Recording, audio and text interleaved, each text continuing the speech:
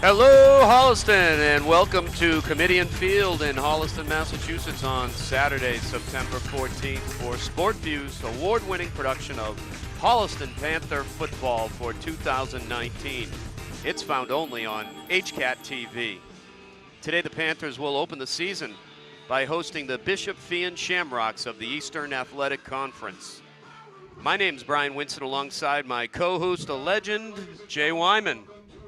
Jay, Holliston has not faced Bishop Feehan since the 80s, 1986. What do you expect from these unfamiliar opponents today? Well, it's tough, Brian, when they first come in here and they haven't played each other in a while, and we haven't obviously seen them. Holliston's going to be playing them. They'll probably play a wide open game. They'll be running both their offenses today, the spread and the war offense. And there's some talent over there that some Patriots legends kids over there that Holliston's going to have to deal with. But I think all in all, they lost last week to Milton. Bishop Feehan did. So I think that Holliston will come out, play really aggressive at the beginning of the game, and if they do, they'll be in good shape. Any thoughts on the 2019 Panthers, just looking ahead for the season? Well, they're loaded at the skill positions. They bring back Matt Avanitis, a very skilled and intelligent quarterback. They got the great running backs and the line, a couple kids on the line. If they can fill in those lines, if we can get those offensive and defensive lines filled in and get them stable, they're going to be in for a very successful year. Of course, my thing is, I don't predict like Tom does. Predict like Tom or the Greek or those guys. They'll predict what they're going to do through the year. I just kind of look at the trends of it, and I think the trend now, right here, is that there's a very good possibility this team's going to be trending up, and it could be trending up very high. Hope you're right, Jay. That sounds all good to me. And the coin toss has just happened, and we will be back with the opening kickoff in just a moment. And now it's time for Carlos Canto and Los pregame lowdown. Thanks, Brian. It's not the opening weekend for most high school football teams in the state, but it is for Holliston, and that's good news because the Panthers have won their last 6 openers, dating all the way back to 2012, and that one loss was to playoff perennial Stoughton. So the Panthers will try to make it 7 in a row in season openers today. The temperature and weather on the field, cloudy and 66 degrees. It was raining earlier, but the rain has stopped, and it actually looks like the sun is starting to break through. So we should have some beautiful football weather. All right, thank you, Los. One of the things before we kick off here, I do want to mention we're really lucky and privileged to have Brian up here filling in for Tom Emmons. Tom is up here in the booth too a little bit. I don't know if any of you people know or not, but Tom has had a small stroke. He's recovering from it very well. And with everybody's thoughts and prayers, he'll get through all this, and hopefully he'll be back up here in the box very soon. But right now, we got Brian Winston, who's going to take us to the game. So, Brian, there you go. Well, the kickoff is received and then tackled quickly at the 32-yard line, and that is where Bishop Feehan will take over. 1st and 10.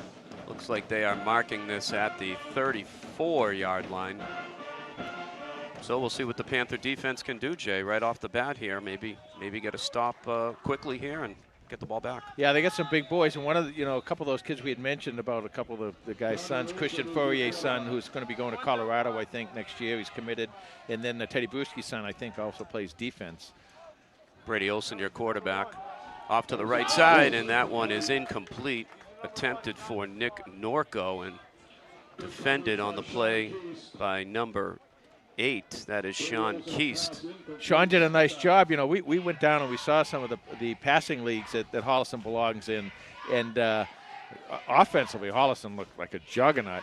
Defensively, they did a really, really good job, and they have a lot of speed. One of the things the coaches will tell you here, they have, I think, over 20 kids who ran under 5-second 40, so Holliston's very fast to the ball. Shotgun formation, looks like the handoff, and that is number 12, and it's squelched quickly by the Panther defense. That is Caleb Fourier, the son of the former Patriot and other teams' NFL team tight end. As Tom mentioned, or as Jay mentioned earlier, heading to Colorado. So it'll be 3rd and 10 now. Yeah, this is where Holliston can get aggressive now. They'll start sending people. Shotgun again for the Shamrocks. Man in motion, and a little flare off to the right side. That's number 33. That is Nick Gugliotta for Bishop Feehan. He's tackled and 3-0 for the Panthers. Great start, Jay. Yeah, Sean Keast again coming in and making a really nice tackle. And, that's another thing. A lot of times people say, well, can this guy cover? Can that guy cover? Can he stay with the guy? That's all well and good, and you really have to do that. But the other thing you have to be able to do when you're in that defensive backfield is to be able to tackle. And Sean showed you right there how the job should be done. Deep for the Panthers, number 24. That is Mitch Gimlet, the captain, along with,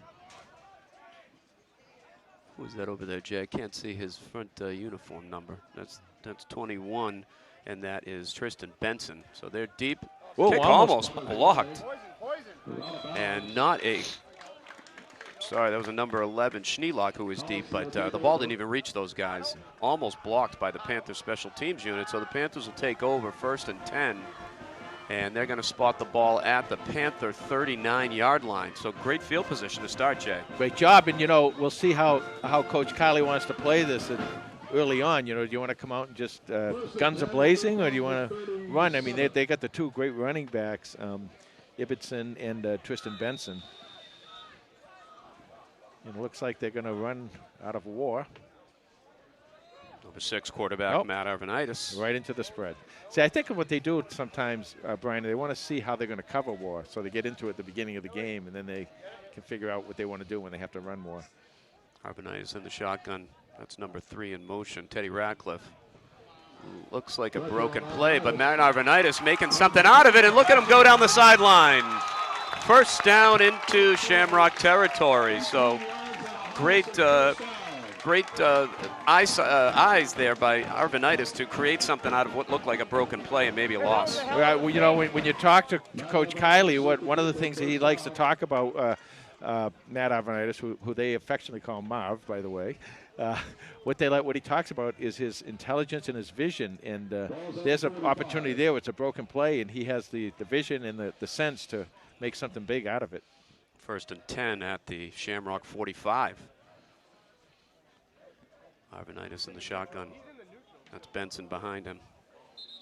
And it looks like a false start on the Panthers. Well, first game, a few little first game jitters out there. Unlike the NFL, I'm guessing many of these players got time in the preseason. Yes, they did. Have had opportunities to work together, but still not quite like the real game. Exactly. And they had some preseason scrimmages, and if I understand, they did very well in them. So now 1st and 15 from midfield. Benson, the lone back. And it's a fake to Benson. Arvanitis scrambling. He's looking long. He's got a man. He's open. That's number 2, Topher Ryan. And he's in. And a flag is down. So not in. Let's wait and see what the call is.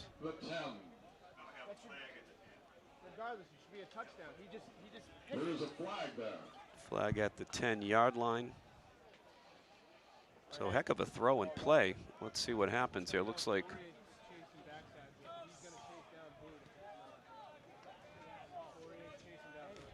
we saw Matt Arvanitis, as I said, in that passing league. And one of the things that really impresses me is, he's not that big in stature.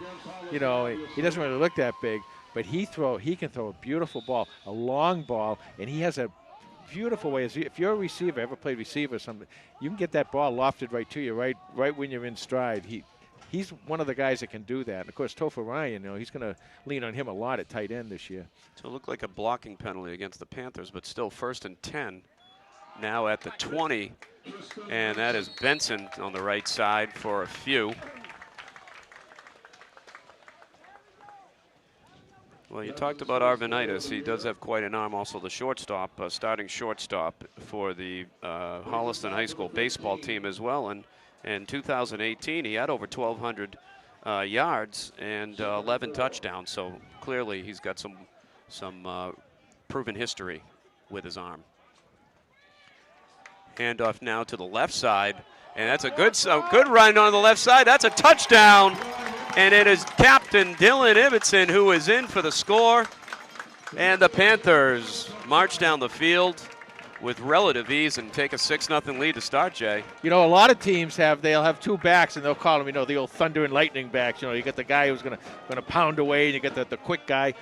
Well, Benson and Ibbotson are both thunder and lightning backs, so they can both do it. So there's 4 combinations really when you get them out there. Both those guys can go in the middle of the line and attack the middle of the line and get outside and show their speed. Great versatility there. Number 4, Connor Mulvaney for the extra point. Snap is high. Great hold and catch there by number 5. That's Brian Gary, who corralled it, got it down, and the extra point is up and good. So 9:23 left in the first quarter. It's 7-0 Panthers. Yeah, Connor Mulvaney, the kicker, is also one of the captains this year.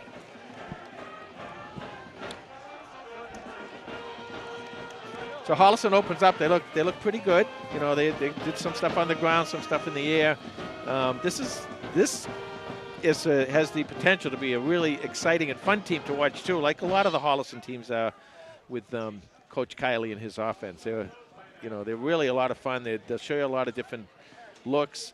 They'll do a lot of things, and one of the things that they like is these kids who are multi-talented, who can do a lot of things too. So. Could be in for a real fun year.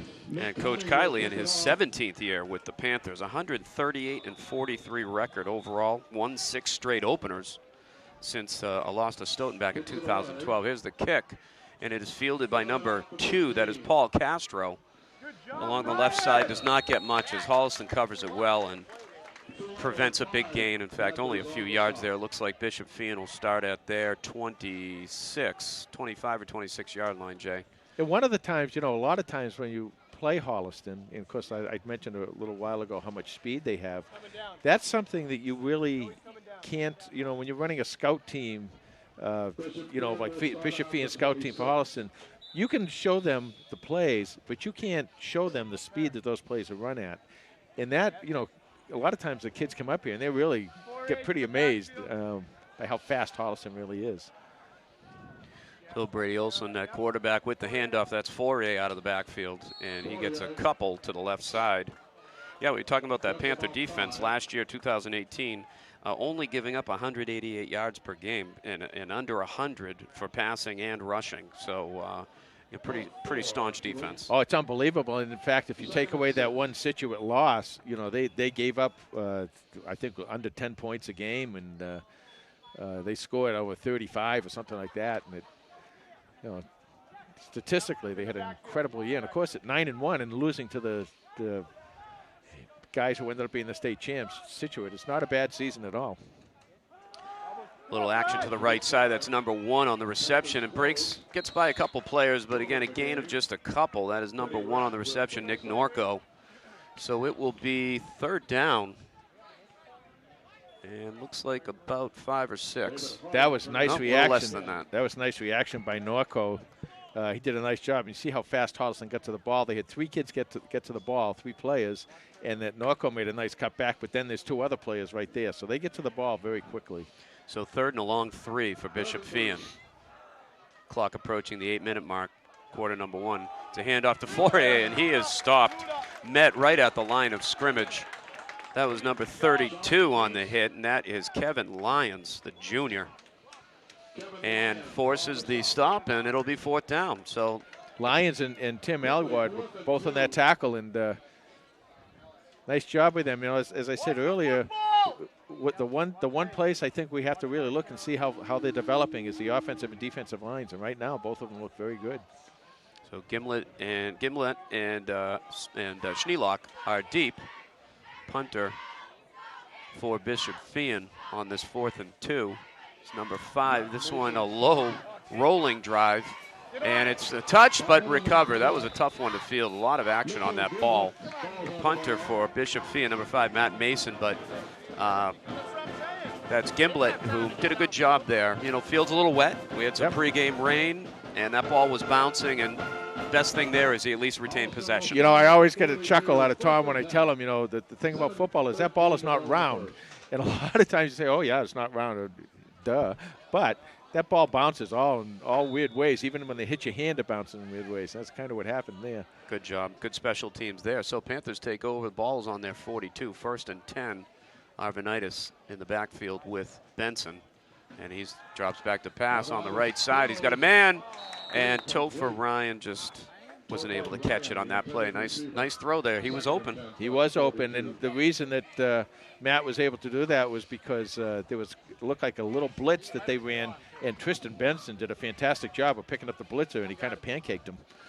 And we're not going to get on Topher about dropping that. Topher's made plenty of catches over his Holliston career, so I'm sure that he is looking forward to his next pass. Yeah. Well, he's a basketball player, too, and he's got really good hands on the court and here on the field. So 2nd and 10 now. Empty backfield for Arvanitis. Benson in motion.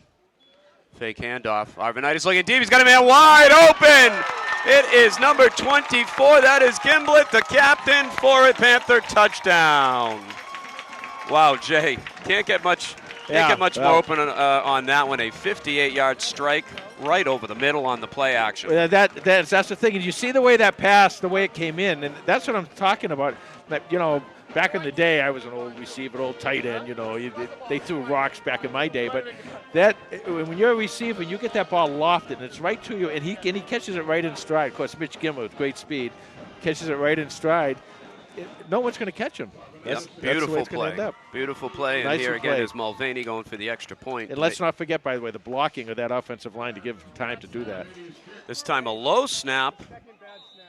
And no good. Looks like it was off to the right. So that one a low snap there. But anyways, the Panthers are up 13-0 and just under the 7-minute mark in the first quarter. So really couldn't be a better start right now for the Panthers. The offense 2 for 2. The defense is 2 3 and outs. It's a nice start, but there's a long way to go in this game. Yeah, a lot of time left. Yeah, with that touchdown pass, guys, Panthers already over the century mark in yardage. They're at 136 yards with 6:58 to go in the first quarter. Wow, thank you, Los.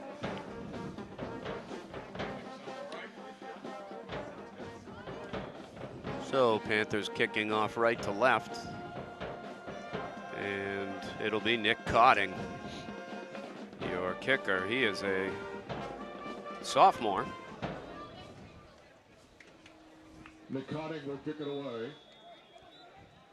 And deep for the Shamrocks, it's number 14, Danny Haggerty, and number 15, Matt Castano. It'll be fielded, however, by one of the mid-backs, number 44. Oh. That is number, 44, Garrett Poirier, but he's not getting much there. Great coverage again by the Panthers. Again, Tim Elliott in on that play. He's got a couple tackles today.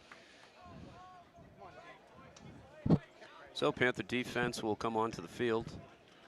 It'll be 1st and 10 for the Shamrocks. They are at their 25-yard line. Make that the 26.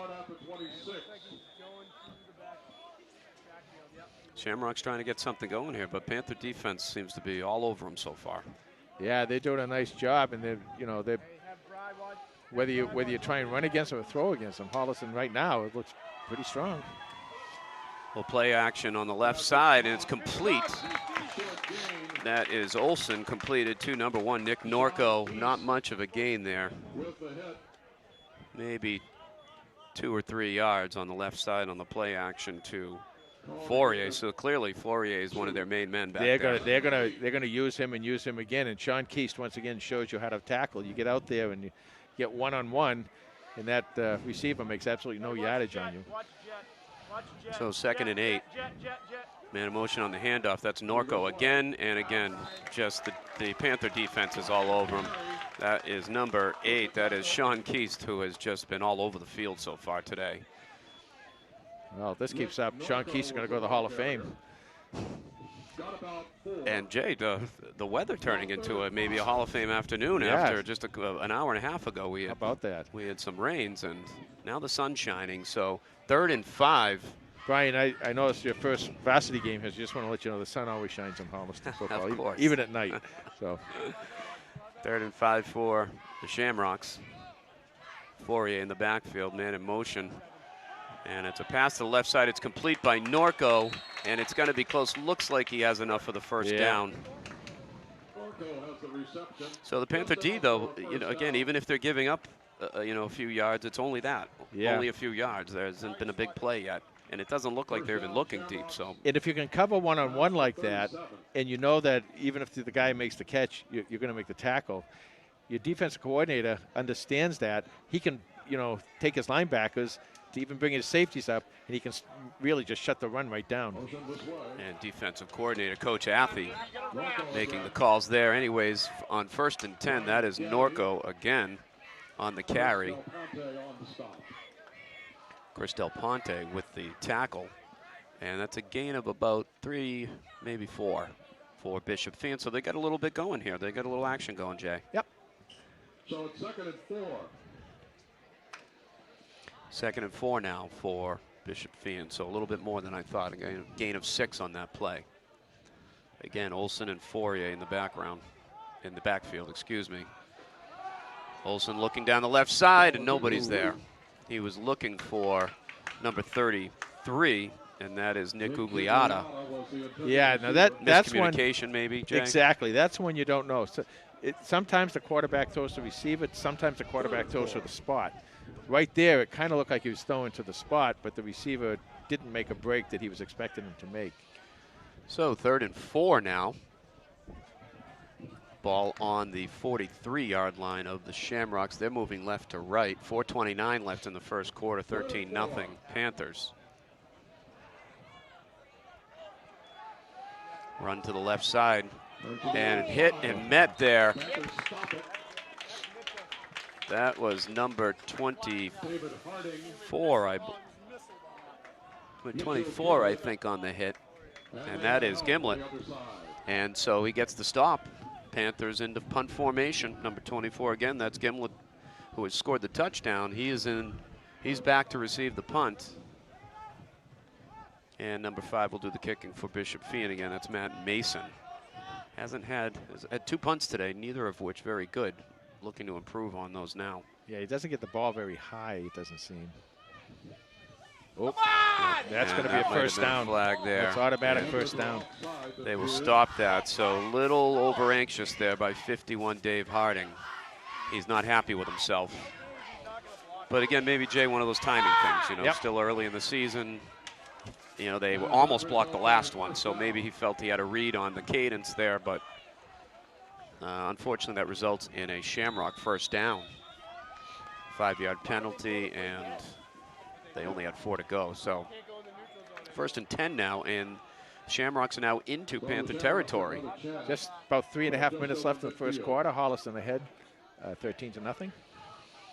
So it's an option play to Norco on the right side, and he breaks one tackle, but is then met. That's number 3 for the Panthers. That's Teddy Ratcliffe on the hit. And number 4, also Connor Mulvaney in there as well. So makes a little something out of nothing there on the option play, Jay. He does a good job, Norco. He's quick. Looks like he has very good hands. 2nd and 7 now, ball at the 46. 2nd and 7. Olsen again in shotgun. Motion to the right side. Looking left, and it's, oh boy, almost intercepted as number 8. That was Keast again.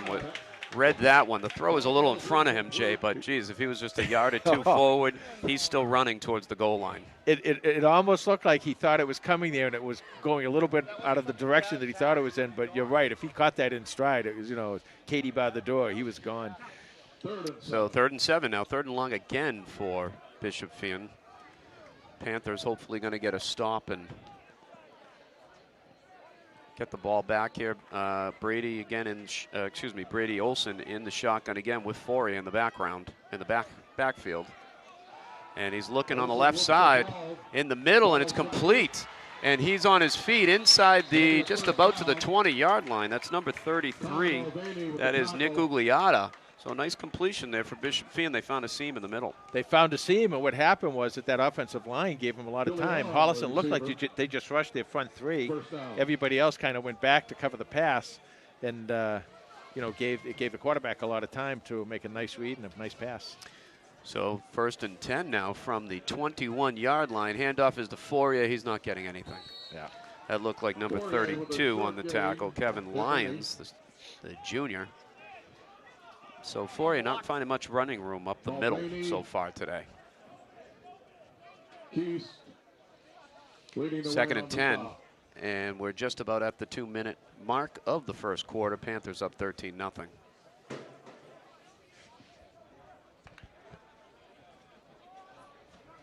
Ryan Cahill playing there in the middle of the line for Holliston. 3 wideouts left for Bishop Feehan. 1 in motion along the middle. Drops back to pass. The ball's up in the air, and it is complete inside the 10, inside the 5. So a nice play along the sideline there. Looked like a timing play from Olsen again to Gugliotta. Yeah, well, Holliston was there. They had a cover, but the Holliston defender just kind of got turned around. And, you know, you really have to know where the ball is all the time. You can't just stick your hand up there and kind of looked like he went to do that, to turn. And when he did, he kind of turned himself around the wrong way, and they made a nice completion. So first and goal from the 3. This is the closest Bishop Feehan has been, and it's Fourier up the middle. And it's a touchdown for Bishop Feehan. So he just kind of bullied his way in there, and pretty good drive there by Bishop Feehan. They made a couple big plays. Nice drive, they really did, and you know they come right back and make a ball game of this. You know, you start to wonder when it's 13-0. If Holliston had held them here and gone down and scored again, then it would be probably the route would be on. But Bishop Feehan answers. Yes, the penalty there. It'll be number 17, Craig Charland, going for the extra point. Kick is up, and it is good. So 13-7 at the 1:31 mark of the first quarter. And I'm sure the Panther offense hungry to get back on the field. Oh, here yeah. and, They're always maybe hungry. bail out their teammate there and They do that. get some points back. They got that Zeke Elliott feed me thing going every time. I think, you know, most of the time it's the players that do that, and Holliston it's the coaching staff that does that. You know, they just want that ball back. And you had to fit in a Cowboys reference, didn't you, Jay? Well, so far so good. So Panthers will be receiving the kickoff at the 1:31 mark. It's 13-7. They do have a 6-point lead at the moment. And the Panther offense has essentially been unstoppable so far today. They have. 2 for 2 nice drives. Well, there was one nice drive, and the other one was just like a couple plays, wasn't it? Just they threw the bomb. And pretty good field position both times. They had, you're exactly too, right. So Due to poor punting. hopefully the special teams unit can do something good here and get the Panther offense to start at a good spot. You know, there's a lot of new rules this year, and one of the new rules is any ball that crosses the plane of the goal line on a kick, on a kickoff or a punt, cannot be brought out. It automatically has to be brought out and put, I believe, at the 25. So here's Charland again with the kickoff, kind of a low squib kick. It's fielded in the middle of the field at the 30-yard line. He's still on his feet. Still on his feet, number 22. That is Dylan Ibbotson, the captain, the senior. And, well, we were just talking about good field position, and Dylan took care of that. Yeah, if you're going to make a mistake and not kick, if you're going to kick it to a guy who's kind of an up man or something, you don't want to kick it to Dylan Ibbotson. He's one of the best. So Panthers, fantastic field position to start. They will start at the 40. Looks like the 41-yard line of the Shamrocks. And here comes the Panther offensive unit, and they have not been stopped yet today. Benson in the backfield.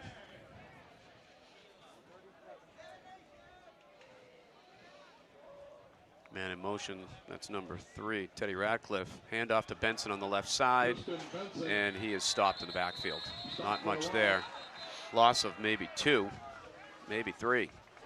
Yeah, right there, the hole wasn't there, but you see it right there. You saw the classic Tristan Benson. Those legs are pumping, great balance. You know, when he gets open, when he gets free, you're going to see great speed too.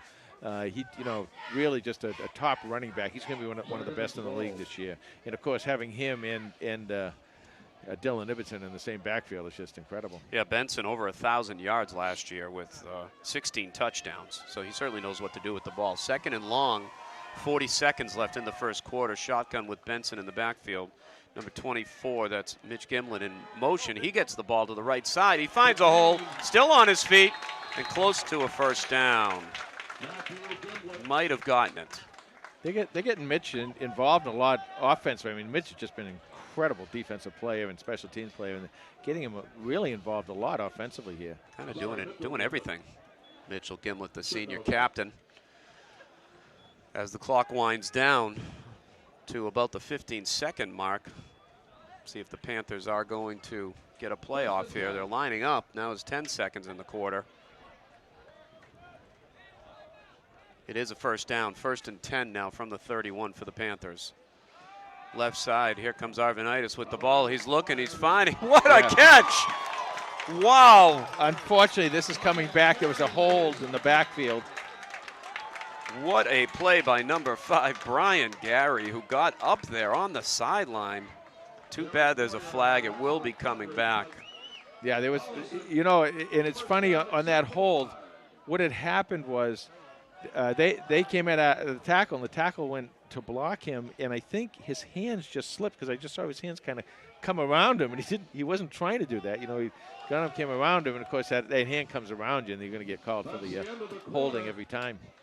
Tough play there because that was a beautiful throw and catch, but so it'll go back to being first down, but the ball will be moved backwards, and the first quarter is over. So at the end of one quarter here at Comedian Field, Jay, it is 13-7 Holliston. Well, what you do is in this situation, Holliston, you know, like I said, 13-7. You came pretty close to it being maybe a runaway at some point. This gives them a good ball game. They're going to need a good ball game because next week they're playing a very strong Barnstable team that Barnstable team they're playing next week actually beat Zavarian last week, who's always one of the top teams, if not the top team in the state. And ironically enough, Holliston tried to get Zavarian on their schedule, and it was just I thought they had the thing pretty much settled, but then something happened with Zavarian. I think it had to do with Everett moving out of a league or something. Whatever. Anyway, they weren't able to make that connection.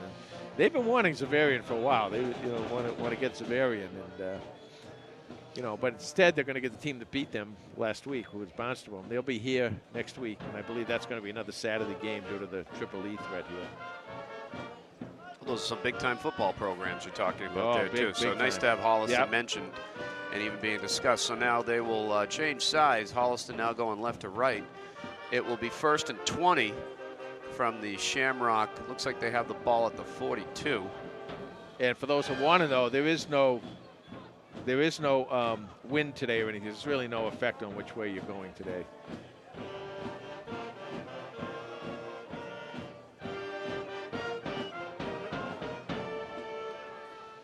All right, Arvanitis again in the shotgun with Benson in the backfield. 2 wideouts right. Man in motion. That's 24 Gimlet. And it's a screen play to Benson. Another flag down, unfortunately. Big play, big run for Benson. Still on his feet, out of bounds at about the 15. Yeah, and that's going to be, I think, a penalty on roughing the passer on the Shamrocks. So the call is Jay is right, a roughing the passer, so that play will stand. And I believe now with the new rules, they will add that on after that. That's one of the new rules they have here. So he was out of bounds just about the 15-yard line. We'll see where they spot it, but nice screen that they set up there. The blockers were right there, and it created plenty of space for Benson. There's nothing better than a nice screen pass, and it takes incredible coordination with the offensive line in the backfield to do that, because you have to let your guy through, but you can't let him through so easily that they know what's going on. So you gotta put in a little a little push on them or something. Let them come through. And you saw right there, they all came through at once. It was beautifully executed. Holliston got the ball to Tristan Benson. And, you get the ball to Tristan Benson in any kind of open field at all, and he's going to make a lot of yardage. Yeah, Arvanitis did a good job selling that. It almost looked like a broken play for a moment, and then they had it all set up perfectly. So great call there by the Panther coaching staff. It looks like the ball is going to be moved. So they'll probably go half the distance. Yeah, we'll go half the distance now to the goal. So they're talking about on, so it's being marked off in addition to. All right. talking a little bit about the other schools and the schedule they have. Holliston, of course, Holliston be a D5 school, the D5 South. This school they're playing today, Bishop Feehan's D3 and Division 3. And next week, Barnstable is Division 2. So they like to play up. They like to play up because what they want to do is get the guys ready for that kind of competition. You know, if they make the playoffs, they will have played against some really strong teams. Coach Kiley does not like to play cupcakes at all. I like that. It makes me think of college basketball, the Patino and the John Calipari model of getting, no cupcakes in the beginning. You go on the road, you'll play anybody, anywhere. That's a legitimate program. And you know, give the kids the experience. Exactly. And the way, Brian, that the qualifications for getting in the playoffs are set up, you really don't hurt yourself by playing somebody, because even if you play somebody really good and you lose to them, you're going to, pick up some points based on their wins and this and that and all this other stuff. So it really makes a lot of sense to do it. If you can find teams that are better than you that will play you. And Holliston has a tough time doing that because they're always so good. So first and goal from the 8. We're 11:24 left in the second quarter. 13-7 Panthers. Man in motion, Ratcliffe. Handoff to Benson. Nope, excuse me. Arvanitis has it still left side. Has his man. And it's Ratcliffe for the touchdown. Teddy Ratcliffe on the reception, an 8-yard throw from Arvanitis. He fooled me, Jay. That was a great sell there on the play action. I'll tell you why that's happening, Brian, is what Holliston is doing a lot this year is what they call RPO, which is run pass option. And in order to do that, you're going to have a very intelligent quarterback. We talked about how intelligent Matt Arvanitis is, and he's got to make the decision quickly. Do I keep it in my running back's belly and let him take the ball, or do I pull it out because I see something open? He saw something open around the end, and he does run a beautiful fake. So don't feel bad about that, because he does that. Of course, we're pretty far away, and even the kids up close couldn't see that fake. And it looks like they're going for 2 here. It's 19-7. And it's on the ground, and that will not. It'll remain 19-7 with 11:11 to go. That will not come to. That will not work, that play. So they kind of fumbled there in the snap, but 19-7 Panthers at the 11-11 mark. And nice to see again. They got that ball. The early penalty didn't hurt on the other side on the drive, and they continued on and got the score in the air.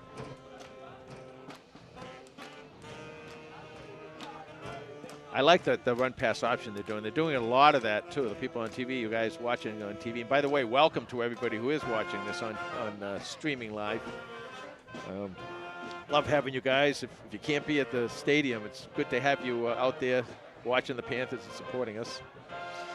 And Jay, the Panthers, speaking of playing here at home, this is their home opener this year. They're 49-8 at Comedian Field since 2009. I mean, that is pretty dominant, and 11-1 in the playoffs. That's amazing. That 11-1 in the playoffs is really amazing. Impressive. Because you're not playing cupcakes in the playoffs either. And their road record is not a slouchy record either. 45-13 on the road. So amazing. This team knows how to win. Guys, great start for Matt Arvanitis. 4 for 5, 2 touchdowns, 130 yards passing. Wow. Thanks, Los. Ibbotson with the kick, and it's received at the 20, and not much of a gain there. Stop before the 30. It'll be first down and 10 for Bishop Feehan. They'll start somewhere around the 28 or 29 yard line. So again, Panthers special teams, on the plays, on the kickoffs, they're there. They're not really giving up anything. You're right, Brian. And so many times people forget that's the third phase of football that a lot of people don't pay attention to. But that's the phase of football that sometimes it scores for you, sometimes it doesn't. But it also gives you great field position, either offensively or defensively. And it makes a big difference if a team like this, Bishop Feehan, has to march a long way, because you have to march a long way. You tend to make mistakes or something, and field position is so important that special teams take care of that. This is the second game of the season for Bishop Feehan. They lost in their first game. And here's a pass over the middle of Fourier, who, wow, he just rolled over Ted Ratcliffe at midfield and then finally taken down at about the 47-yard line of the Panthers. So they are into Panther territory, and chip off the old block there, I guess. Yeah, who do you thought taught him how to catch?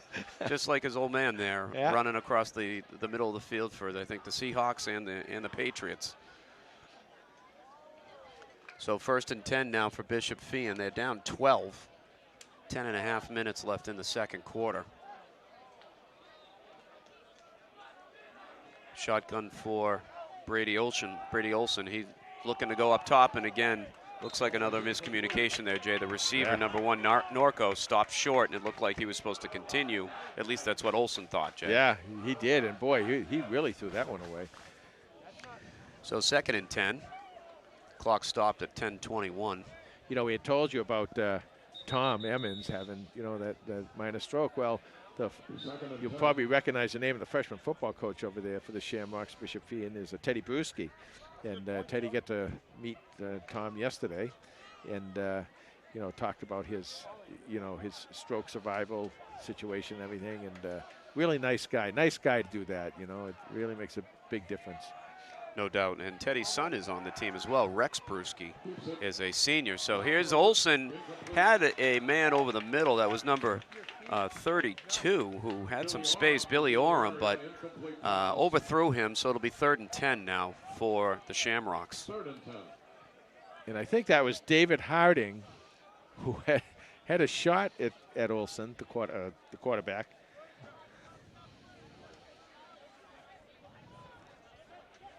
If he gets another shot like that again, he's not going to miss, I'll tell you. So 3rd and 10. And that's number 2 in the backfield. That is Paul Castro alongside Olson. 3 wideouts left. Norco solo on the right. Get home, get home, get home. He's looking to find Norco. Ball's in the air and it's overthrown. Double covered down there as well. It looked like Keast, and I think that was Ibbotson on the coverage. So that would have been a tight spot to get that ball into there on that play, Jay. So it'll be 4th and 10 Panthers. Defense, nice stop. Nice stop, and it looks like what they're doing is the backfield, defensive backfield is playing a little zone on him out there. Get 11 out there, Joe. So Shamrocks punting. Again, this is number 5, Matt Mason. And looks like there is a timeout for Holliston. So it is at the 10:06 mark of the 2nd quarter. It's 19-7. Holliston, 4th and 10. Holliston will be getting the ball. We'll be back after a short break. 4th and 10 now for the Shamrocks. They're going to be punting. And looks like a new punter on the field. That's number 7. That's Brady Olson, the quarterback, and a nice punt, and takes an odd bounce fielded by number 11, and he turns it into something, and there he goes down the sideline. This is Christian Schneelock. He's got one man to beat, and a great tackle by Olson, but Schneelock turned nothing and a potential fumble into about a 60, 70-yard gain. Yeah, you know what happens there? That you have he's kind of going for the ball, and I think what happens is the defense kind of came down, and they kind of looked like they stopped, waiting to look for a fumble. And when they stopped, you know, Schneelock caught the ball, and he just took off down the sideline. Well, looks like there was a flag on the field, and against the Panthers, I think it was an illegal block.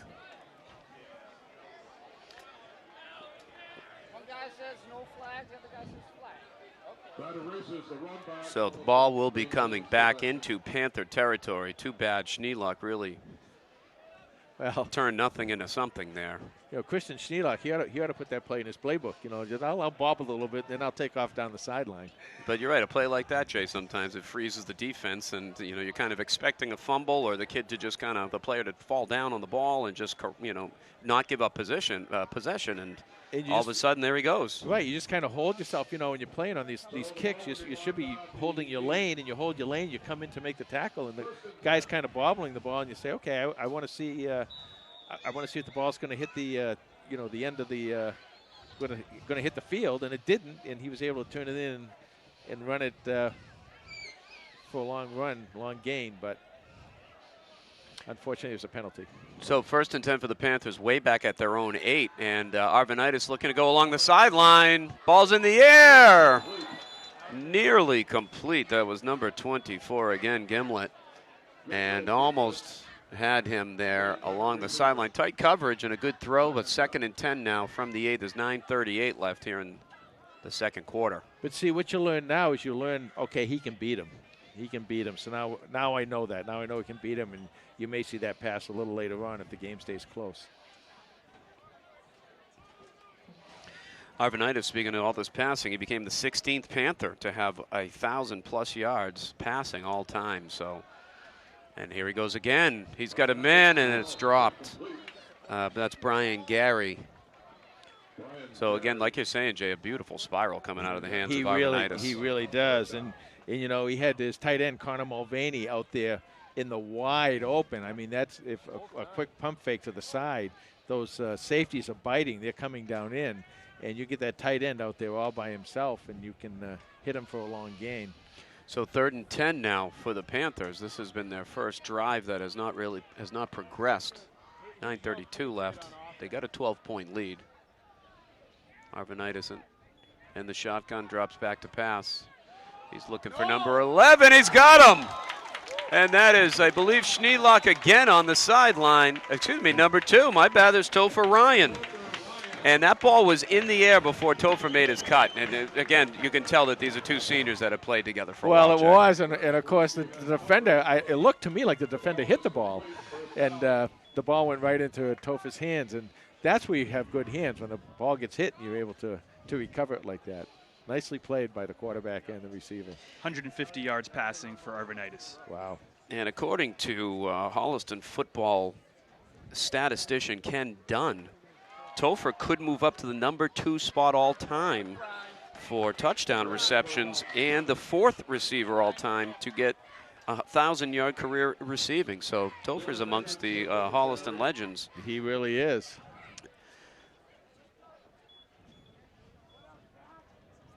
So that was Dylan Ibbotson on the carry. Picked up about 7 yards. So 2nd and 4. Yeah, Ken Dunn's, I think, coming out with another edition of his book. So we'll get that. We'll find out more information about that. Hopefully it'll come out around Christmas. 2nd and 4, Arvanitis with Benson in the backfield. 2 wideouts right for Holliston. Here comes a blitz. Man in motion is number 4. That's Mulvaney. And off to Benson on the left side. And he cuts the corner. He moves it upfield and out of bounds at the 49-yard line. So nice run there by Tristan Benson. Had plenty of blocking there by the Panther offensive line as well. Well, Robert Payne, the sophomore, did a really nice job picking up that blitz. He was able to shed his man quickly and pick up the blitz. And nice work there by Robert. So that'll be a first down for the Panthers. Clock ticking, 7:41 to go here in quarter number 2. 1st and 10 now at the 40, just about the 48. Benson alone in the backfield. Man in motion, that's Topher. And it's a fake to Benson. Hits Topher Ryan over the middle. He's got room to run. And Ryan taking down a nice tackle by number 1, Nick Norco. And Topher, nice catch, turn, and had room to move. Yeah, you know what they always say about the quarterback and the tight end. You know, that's a safety blanket, and you know, right now Matt Arvanitis is blessed with 2 really good ones. They got Topher Ryan and Connor Mulvaney, both who are out there and can both block and they can both receive the ball. And it seems like that play action is really working for these guys right now. Yeah, it's that run pass option again. It's kind of freezing the backs a little bit, and they take that one step in, allows the tight end to get out behind them. So 1st and 10 for the Panthers. Ball's at the 34 of the Shamrocks. Handoff to Benson up the middle, right side, has a little hole. Dipsy Doozie's got room to the left, and there goes Benson into the end zone. Tristan Benson, a Panther touchdown. Well, right again, I told you earlier in the game, that's classic Tristan Benson. The great running backs don't stop. They have to be stopped. And he just keeps those legs pumping and pumping. He can turn on a dime, and then when he gets out front, you know, they're not going to catch him. So excellent job by Tristan Benson right there.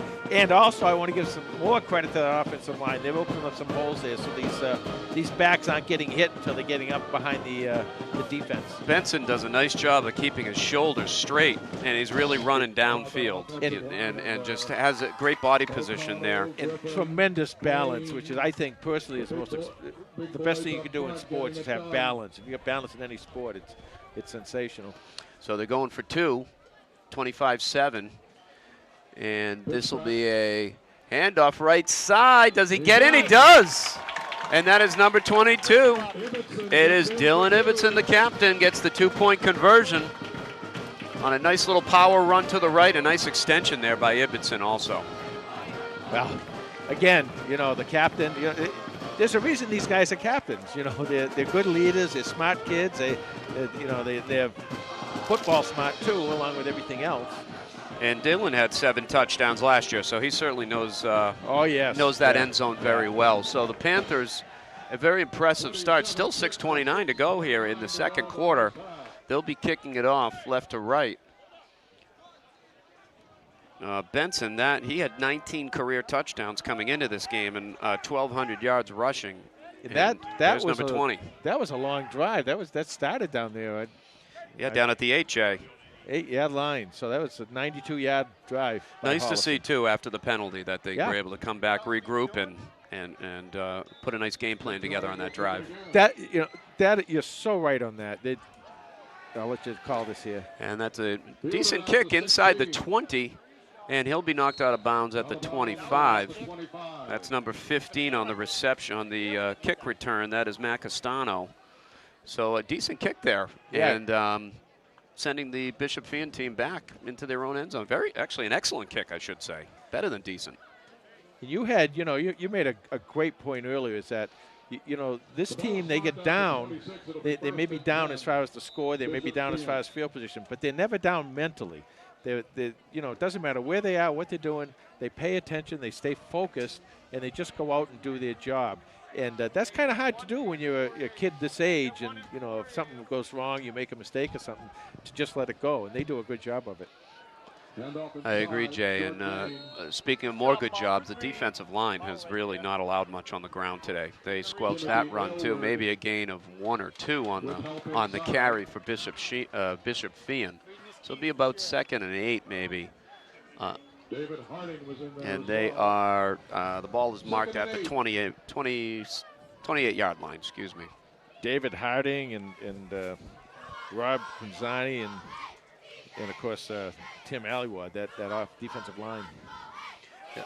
Some strength there on that line, those names. Here's a nice play over the middle, and it's number 33 on the reception for Bishop Feehan. That is Nick Gugliotta. Again, seems to be one of Olson's main men there, and he found a seam in the middle. Now, Olson's he's not really short.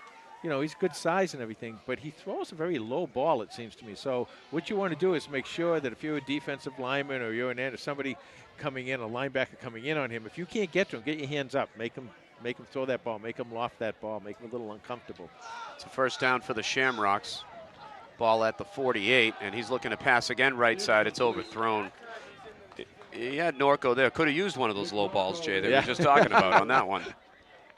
So incomplete play there at the 5:14 mark. Clock stops. It's 27-7 Panthers. I like Norco. I like him. I think he looks really good. He looks like he's running a decent route. Hopefully he is, and can catch the ball, can run with the ball.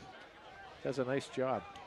They got he with Fourier over. Is that Fourier over here with him? Fourier close to us here, lined up on the left side.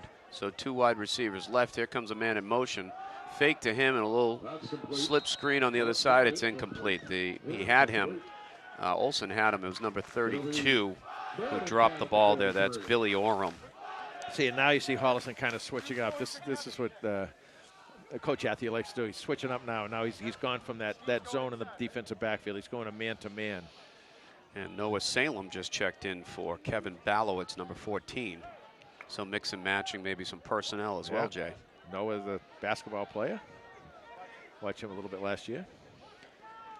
3rd and 10 for Bishop Feehan. Dylan Ibbotson going to blitz maybe here. Fake the handoff. He's looking left side. He's got a man, and it's incomplete. What a hit there by number 3, Ted Radcliffe. And the player he just hit had a little size on Ted, but you wouldn't know it by the hit that Ted laid on him there. Well, old Teddy Radcliffe, he's a tough player. He's young, but he's one of those Radcliffe boys, and they're all tough kids. They got the football in the blood there for sure. And been watching Teddy play for a long time, both basketball and football. Excellent hit there, because that would have been a completion and potentially a first down there. So that's a big play by Teddy. Not only that, he hit him clean, so he didn't get a penalty. So it's a nice job. So forced to punt again. Looks like this is going to be Olson. He had a pretty good kick last time. Hey, we're within Almost blocked again. 51 for the Panthers. It got to look like a fingertip on it. Harding. David Harding has been getting so close, so close. There is a flag on the field. Another flag down on the field. 4:53, 27-7 Panthers. Flag is way over on the other side of the field. So either way, Panthers will get the ball with decent field position. And it's a hold against the Panthers.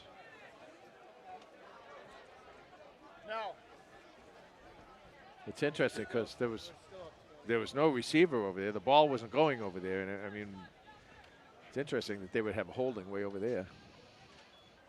Well, not so great field position, but that's okay. For the Panthers, they proved they can score and go the whole field as they started on their 8 last time. So yeah.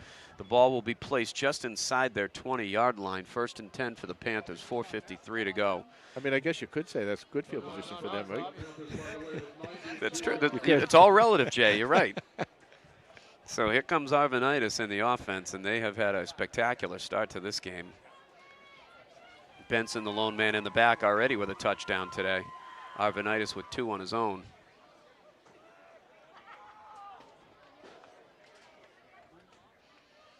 Shotgun again. Man in motion is Ratcliffe. From the 20. It's a handoff to Benson. Maybe gets a yard. Not much there. Good job by the Bishop Feehan defense. Gain of 2, 2nd and 8. So 2nd and Inside a long 8 there for Bishop Feehan. And we're getting the ball back.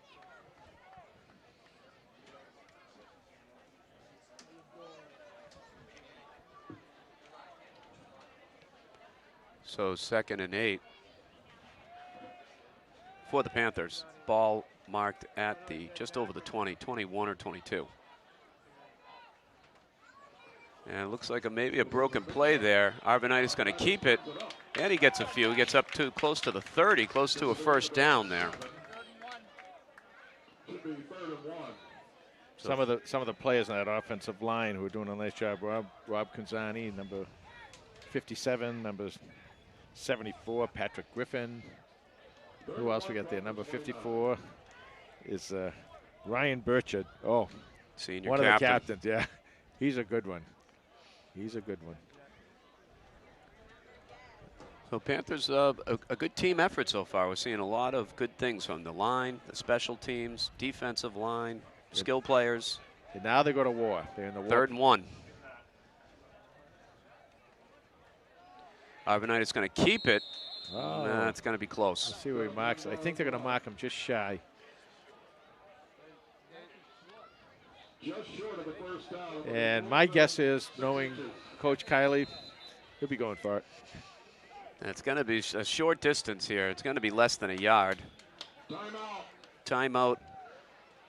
Timeout by Bishop Feehan, I think. So we'll have a timeout here. It's 3rd and 1. There's 3:03 left in the 2nd quarter. 4th and a couple of feet, maybe. 27-7 Panthers. What do you think, Jay, on this play? You thinking Kylie's going to go for it? I think you're going to see something that you don't expect here. You know, you would expect you get the ball to Tristan Benson or somebody, but I don't know. It's kind of fun trying to guess what Coach Kylie's going to do. I remember last year in the Thanksgiving Day game, and I talked to Coach and the boys about this a little bit at their banquet when they were going in for a touchdown, and they stopped and they dropped. I think it was Dylan Ibbotson dropped, and I said, "What are they doing? What's he doing?" And what he was doing was he was setting up Scott Elliott. Thank you, Scott Elliott, so he could go in and score a touchdown. Nice. It was pretty cool. And of course, Scott Elliott now He's at Harvard University playing football. So here it comes, 4th and less than a yard for the Panthers. Ball on the 29. Gutsy call here by Coach Kiley. We're in the war. Looks like Arvanitis is going to keep it, and he's going to get it. So the Panthers will retain possession. The clock will keep rolling inside the 3-minute mark. So nice to get a 4th down conversion, even if it's a couple feet, Jay. They're not always easy. Exactly, and that's the last guy I didn't get on that offensive line was Christopher O'Connell, and Chris led the way on that one. And, you know, that's when those line coaches, they love to the Coach Perry and those guys, they're going to get down there and say, we'll take care of it. You know, we'll do it. And he looks at his guys, and they'll shake, and you know, it reminds you of when old Coach Parcells said, you know, that's why you lift all those weights. That's why you do all those things. And it's true. You know, they come out, they work hard just for things like that. And, of course, they're successful at it. Yeah, hard to measure those things in statistics and the effort that goes on in the summertime and the practices during the offseason. You're right, Jay. 1st and 10 for the Panthers. Arvanitis back. Little play over the middle. Nice cross. And that's number 24. He's breaking along the sideline. Great play by Gimlet coming across the middle for a 1st down and into Shamrock territory. So, again, a little disguise there, and they had Gimlet come across the middle, Jay. Yeah, looked like almost like a little middle screen type of a thing. You know, it wasn't really a screen, but the kind of that middle just opened right up, and Matt Arvanitis, with his vision down there, he was able to see Mitch Gimlet coming across the field and making a catch and run, 1st down. Very high. Arvanitis thrown at a very high percentage. He really is. He only got a couple misses so far today. He really is, and he's throwing. He can throw a deep ball too. Pretty soon you're going to see him air one out. So 1st and 10, 3 wideouts left. It looks like Ibbotson in the backfield, and it is a handoff to Ibbotson with a little bit of room, and then it's swallowed up just as he crosses over the 40, inside the 40-yard line. Clock now inside the 2-minute mark, 1:55 and counting. Panthers 27. Bishop Feehan 7. 2nd and 5 now, just inside the 40. So Panthers, I'm guessing here, want to keep possession, try to run out the clock here, maybe get a score before halftime. Well, they're definitely going for the score. There's no doubt about it. And they'll start calling timeouts pretty quick here. Arvanitis looking one way, fake handoff, rolling left. He's got a man, and it's an interception. And here comes the Bishop Feehan defender. That's number 14 on the play, thrown right to him. That is Danny Haggerty. So it seemed like a cluster of people down there. Maybe not the best decision there by Arvanitis, and give the kid credit. He made the interception. Kind of a small window that Matt was trying to throw into there. But nice interception and run back. I don't think so either. And he's had an excellent game so far. So those things will happen, and I'm sure the Panther defense ready here to step up for his for their quarterback. So it'll be 1st and 10. Go ahead, Jay. And what you'll see here, Brian, is if they have a couple quick plays and they don't make any yardage, you'll see Holliston calling timeout to get the ball back. Sure. And like you said, quick play couldn't have been much quicker than that. A 1-second play, 1:17 left. 2nd and 10 now. The Bishop Feehan Shamrocks at their own 37. So, Jay, you're right. That was exactly what the Panthers wanted. A 1-second play with no gain. No clock stops. Yeah, that's perfect for them. Now, right here, see, this is a big play here because they're going to, Holliston, if they can keep him in the 3rd and long here, they'll call another timeout. 3 wideouts left, including Fourier in the slot. Drops back to pass. That pass is complete. They're going to count it. Clock will run. That's a gain of about 5 or 6, maybe 7.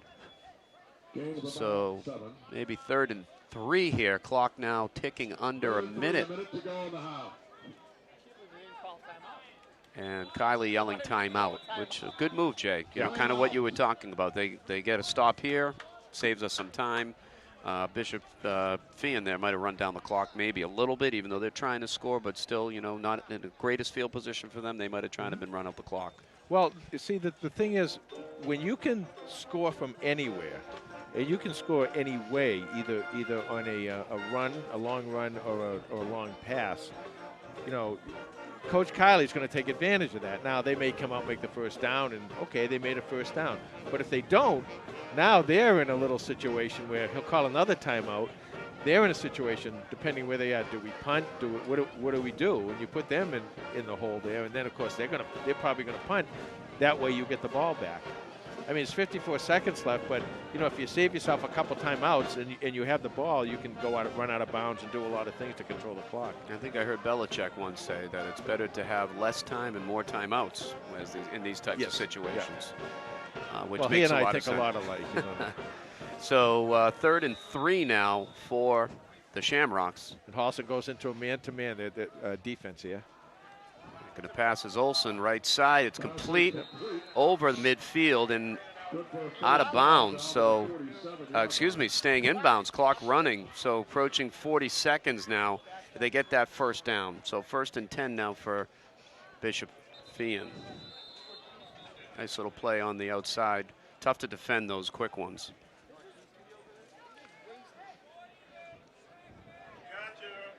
Well, clock now stopped with 36 seconds left. Yeah, they're gonna put 12 seconds back on the clock. Okay, 48 seconds. So he was out of bounds. So they're gonna put some time back, as Jay said. 48 seconds left in the half. And the ball on the 48. 1st and 10. Now Holliston can get aggressive. They can play back if they want, but they can now get aggressive because you know he's going to throw the ball. And that's what he's doing. Looking left side. He's going up top. Had a man, number 12, and that was Olawatobi Abrimu. Nope, excuse me. Caleb Foria. Sorry, I'm looking at the wrong column there on the roster sheet. Had a man a little overthrown there, Jay. He did, and there were 3 Holliston players there, and if he threw it a little bit further, Holliston would have had that ball back. 2nd and 10, 43 seconds now in the half. 2nd and 10 from the 40. See, again, you can press. You can press with a man here, and you can send somebody because, or blitz somebody if you want, because you know he's going to throw the ball. 3 wideouts left. Fake handoff, looking right side. It's number 32. Whoa, that ball was bobbled up and almost intercepted. So it looked like a little side receiver screen on that left side. I'm sorry, Brian. Noah Salem did a really nice job there of breaking that up, but not having any pass interference. Nicely done. That's essentially perfect defense, right, Jay? Yep. That's what you want. Exactly. That's what you want to do. 38 seconds now to go in the half. Clock has stopped. 2nd and 10. Ball still at the 48. Now, see, they have an option over there now where they may want to run the ball here to keep the clock going. They don't want Holliston to get the ball back. Yeah, I love the strategy at the end of these halves and these types of plays. Well, Olsen fading back, not running it. He makes the completion. What a catch by number 33. He'll be swallowed up at about the 20. And that is Nick Uliata. Again, Olsen's go-to man, it seems like, especially across the middle of the field. So they still have some time now, Jay, and they're going to go for a score here, no doubt about it. 28 seconds. 1st and 10 for them now at about the 20. And I like to see that over there. I like to see that coaching. A lot of coaches will run the ball and say, okay, we'll take some time off the clock, we'll punt it, make them go down. They won't go down.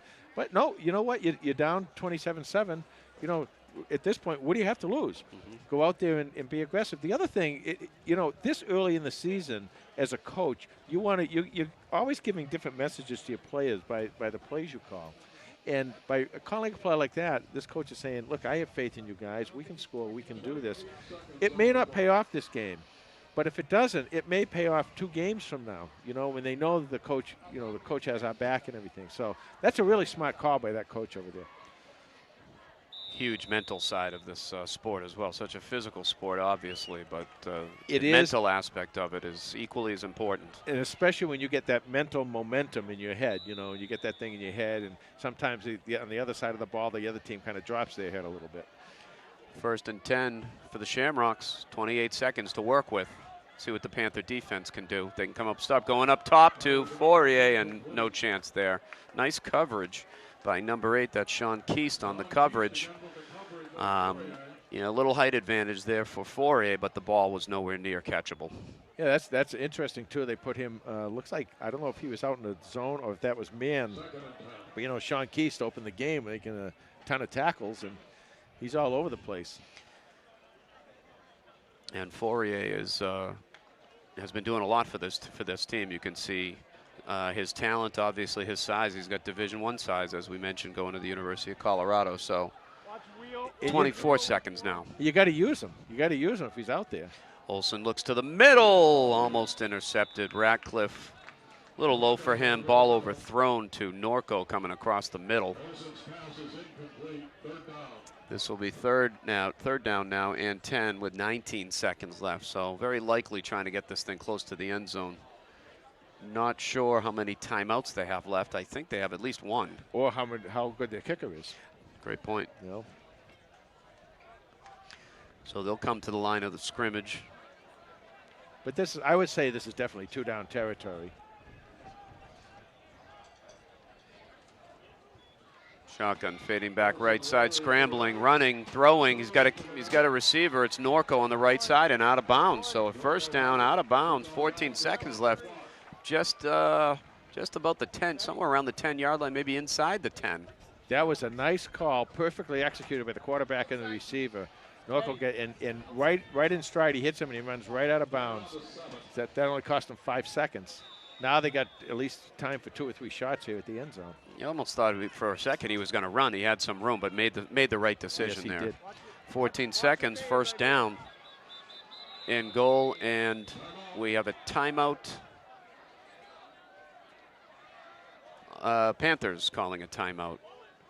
Now this is interesting because what I always feel is when you get down this close to the goal line, your defense now can kind of take over because the field gets smaller. The field is shrunk, and you don't have as much to cover, you know. And so they have options, but with Holliston's speed, you know, they can cover a lot of those options. So it'll be interesting to see what they do here. You know, sometimes you get in a situation like this, and you get that quarterback and you get that big receiver. You want to throw in the ball, get him the ball up high or something, you know. Right.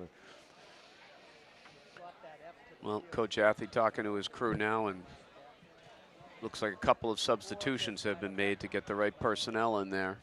So 14 seconds left.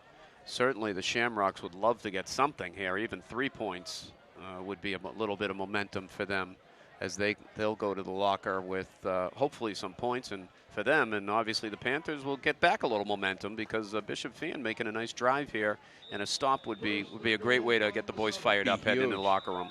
The other thing this did, it gave his defensive line a little rest. They're starting to break through, and they're starting to get in there, and that's why they're rolling out Olsen, the quarterback. There we go. Olsen rolling to his left. He's got numbers. That's a completion out of bounds. Nope, they're going to keep the clock rolling. That's Norco. Clock stopped for the moment. It looks like a timeout has been called by Bishop Feehan, so they will have 6 seconds. Ball being spotted inside the 5-yard line. Excuse me, just about the 4-yard line. Again, they're down 20, so any points on the board here. Be interesting to see, Jay. 6 seconds left. What do they do here? They go for it? Do they go for the end zone for 6? Do they try to kick a field goal? Well, one of the things I'm not, again, we don't get to see these guys a lot, the other team, so I don't know about Olsen. What I would do is I would let him roll. And I would let him roll because he's right-handed now, right? And he's got the right side of his field, so that's a natural roll for a right-handed quarterback. I let him roll and make him make the decision if I want to keep the ball and go in myself, or if I throw the ball. The only thing is, if you roll out, the play takes a little bit of time. If he gets tackled, you might lose it. So maybe he throws, nobody's open. If he can quickly throw it out of bounds, they get a second to maybe get the field goal unit on, or at least another try in the end zone. But I like the way Olsen's getting out. He's getting outside. Now Holliston, on their part, Holliston's got to contain him. They can't let him roll outside like that. So let's see what happens. 6 seconds left. Don't think either team has a timeout left. Olsen in the shotgun. Man in motion. Going across the middle. It's incomplete or intercepted. I couldn't tell. I think is that Dylan Ibbotson? It was Ibbotson, number 22, with a nice diving play, and I'm not sure what exactly happened, but it looks like okay, so an incomplete pass, very close to an interception there. Ibbotson, either way, great play. And trying to figure out the time. The clock says 0. They're going to put 3 seconds, 4 seconds? 4 seconds back on the clock. So that took 2 seconds? I don't know about that. Yeah.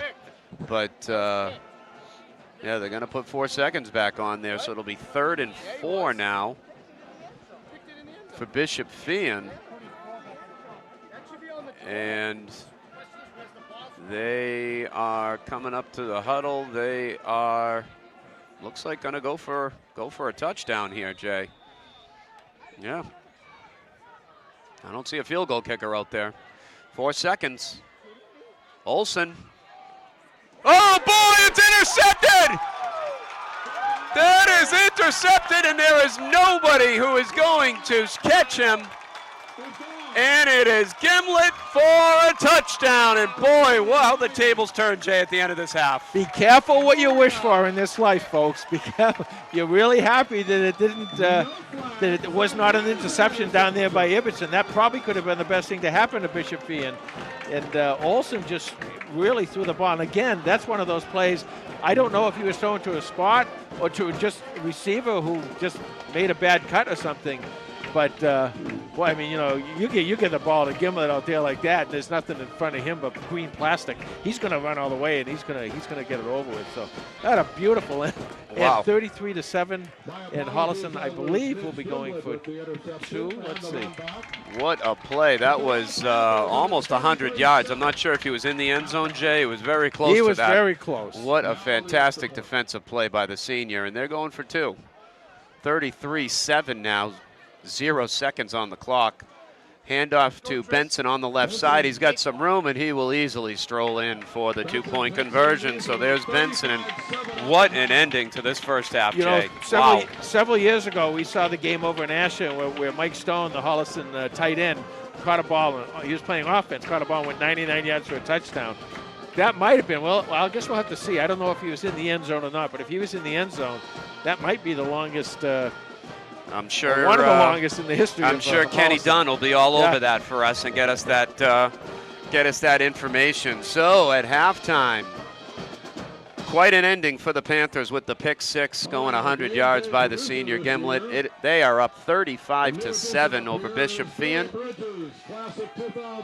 And we'll go for a little low slowdown. Let's hear some stats from Carlos. Go ahead, Los. Thanks, Brian. The score at halftime, all Panthers in this one, 35-7. A very efficient and impressive first half from Holliston quarterback Matt Arvanitis. He went 7 of 11 for 189 yards, 2 touchdowns, just the 1 interception. Leading rusher for the Panthers is Tristan Benson. You just saw him score that 2-point conversion right there, but he also has a touchdown and 52 yards rushing. Matt Arvanitis also checking in with 32 yards of rushing. The leading receivers are Mitch Gimlet, who, in addition to the pick 6, also has a long 58-yard touchdown to go along with another 20 yards of receiving for 78 total yards. Topher Ryan also has 3 catches for 78 yards. On the Bishop Feehan side, quarterback Brady Olsen is 13 of 29 for 159 yards, no touchdowns, 1 interception. The touchdown scorer for the Shamrocks is Caleb Fourier. He's got the touchdown along with 8 yards on 5 carries. Defensively for the Panthers, Sean Keese just had a beast of a first half. He's got 4 recorded tackles to go along with 2 pass breakups as well. You just saw the interception from Mitch Gimlet. He's got another 2 recorded tackles as well. Teddy Ratcliffe with a big pass breakup in the first half as well. For more stats and information on the Holliston Panthers, you can follow us on Twitter at HCatFootball, and that's the lowdown. Thanks, Carlos. Great job as always. So, halftime, 35-7, Panthers commanding lead, and we'll be back for the second half. Welcome back to Comedian Field. It is just the end of halftime, and both clubs coming out of the locker room. It's 35-7, Panthers, a fairly dominant first half. Let's go back to Carlos for the low slowdown for some more first half stats and a recap. Carlos? Right. Thanks, Brian. First score of the day was a 15-yard touchdown rush by Dylan Ibbotson. The extra point from Connor Mulvaney was good. Panthers followed that up with a 58-yard bomb from Matt Arvanitis to Mitch Gimlet to make it 13-0 after that. The extra point was missed. Bishop Feehan followed up with a 2-yard Caleb Fourier touchdown, rushing touchdown to pull within a score. But the Panthers just followed up with 2 successive scoring drives. A completion of 8 yards by Matt Arvanardis to Teddy Ratcliffe, and then a Tristan Benson 34-yard rushing touchdown. The Bishop Feehan Shamrocks then followed that up with the pass was intercepted by Mitch Gimblett, went the other way for 99 yards and a Holliston touchdown. For your score at halftime, Panthers 35, the Bishop Feehan Shamrocks 7. Thanks, Carlos. So second half about to kick off. Jay, what are your thoughts so far on the Panthers' start to the season? Well, they look pretty good. You know, they got a couple things they got to clean up a little bit. They had probably few too many penalties at the coaching staff. They'll work on to clean that stuff up a little bit. But other than that, there's really not a lot that they can complain about right now. I mean, they came out that offense is clicking on all cylinders. The defense has just done a sensational job, you know, holding this team to 7 points, and then of course the big interception for the touchdown by Mitch Gimblett, and their special teams have done a nice job. And in fact, the special teams, without that one penalty down there, Holliston had a really nice run back. I think Christian Schneelock they had a really nice run back, and it got called back. So all 3 phases are working well. They're working in sync, and that's what you need to do. Now, coming out here, what you got to do is you want to sustain this. You got to make sure that you sustain this, and this is where coaching staff now is going to learn a lot about this team. They know what the other teams did in the past, because they've played several games. So is this team going to come out and they're going to continue to play at a high level, or are they going to kind of back off? The coaches aren't going to let them back off, but will the players? I don't think they will. And the other thing you got to do is after that, if it continues like this, you'll see the fourth quarter they'll get some more players in there, get them some more experience, because that's another great thing that Hollis does is you play so many players that the next year when kids come back, you have kids with a lot of experience. That's a big help for Holliston. So overall, I think they've done a good job, and I think that at this point, the only thing you don't want to be doing now is looking ahead to anybody. You want to finish this off and go home and think about that later. Yeah, that's right. Crazier things have happened than blowing a 35-7 lead, which I don't anticipate at this point. Holliston playing very well, but still, you're right, Jay. There's still 24 minutes left here of football on this day, Saturday, September 14th. Forget about looking ahead to the following weeks. So the Panthers, I believe, will receive the football. There is number 11 is back there. That is Christian Schneelock. And number 24 is also deep. That's Mitch Gimblett, who has just already had quite a football game for the Panthers. Great start to his senior year. Here comes the kick by Bishop Feehan, and the second half is underway. It goes to Gimblett. He takes it back towards the middle, gets some blocking, takes a wide turn over towards the 30, and he'll be tackled at just over the 30-yard line. So a decent return there, maybe got 10 yards. A pretty good kicking game here on the kickoffs for Bishop Feehan. Getting that ball deep, and Panthers have decent field position here to start, Jay. Another thing that we really haven't seen, except for 1 or 2 plays, is the war offense. And I'm wondering if maybe at some point here, Coach Kiley wants to see that. Now, maybe he doesn't want to show that to any of the scouts who might be here from Barnstable. But if he doesn't care about that, he might, do that. Because what that will do is that'll open up the running game, and that'll eat up the clock a little bit and shorten the game. And this Panther team starting the season ranked by Max Prep as the 14th ranked team in the state. So here comes Arvanitis in the shotgun with Benson. And Arvanitis, wow, what a fake. He's got the ball on the left side. He's still running. He'll be out of bounds, but Benson took the brunt of that one for his team, as I think Arvanitis was about to hand it off. Benson was essentially tackled, and Matt pulled it right back out of his hands. That's that run-pass option, and that's what I was telling you about, is that you've got to be really incredibly intelligent. You got to have good vision. You got to see everything, and Matt Arvanitis is such an athlete. They both are. Matt and Tristan are both athletes, really good athletes. But they're such an athlete that poor Tristan, though, he's going to say, okay, you owe me one. He took one for the team there. He really did. First down for the Panthers at the 43. As the second half is just underway, they're up 35-7. This time Benson keeps the ball, and it gets out to the outside. He's still on his feet, out to the 40, and out of bounds, run out of bounds at the 35. A fantastic run by Tristan Benson, and there you go, Jay, like you were talking about before. He just stays on his feet, great balance. Yeah, you know, you can point out stuff to something like, but you can't teach that kind of stuff. You know, you either have it or you don't. Now, a coach can point out some things like, you know, read off of this guy or that type of thing. But he's so talented, so fast, great balance he has, and his ability to cut is just amazing, you know. And again, you know, he comes out for a rush, you put in Dylan Ibbich, and you get more of the same. Yeah, 74 yards for Tristan Benson on 6 carries. That's good for 12 yards a carry today. Wow. That's a great average there. And Ken Dunn, again, the Panther football historian, he says that Tristan Benson could reach 2,000 career yards this season. There's a flag on the play as Benson runs left. Probably offsides. Gain of about 7. There is a flag on the play. He gets about 7 or 8 yards on that left side, so Benson's still running wild. Bishop Feehan, really no answer for Benson at this point, and nothing like a good running game to chew some clock here with a 28-point lead, Jay. That's right. This one coming, Oh, like this one is coming back. That's interesting. They let the play go. Okay. First and 15. So this is the false start.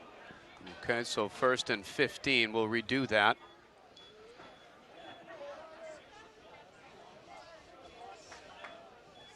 Panthers looking to the sideline for the play from the coach. 10:20 left to go in the third quarter. Holliston up 35-7.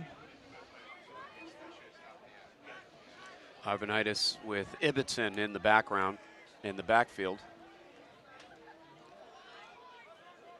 Tight formation here. Number 8, Keast is wide right. And it's a pass to Keast. Makes a nice catch. He's still on his feet, breaking left. He gets a block. And upended at the 22-yard line. A nice tackle there, but great play by Keast and cutting it back left and into the middle, Jay. You gotta love Sean Keast. I mean, he's such big. So he just took that tackle right on. He said, you know, the heck with you. I'm coming at you. And you know what? You're going to tackle me, but you're going to feel it. And a great play by Keast as he took off as soon as the ball was snapped, as if he was going to run to the corner of the end zone, and stopped and came back. So again, a little deception there on that play. That's a nice play. 1st and 10 for the Panthers. They're at the 22 and almost inside the red zone.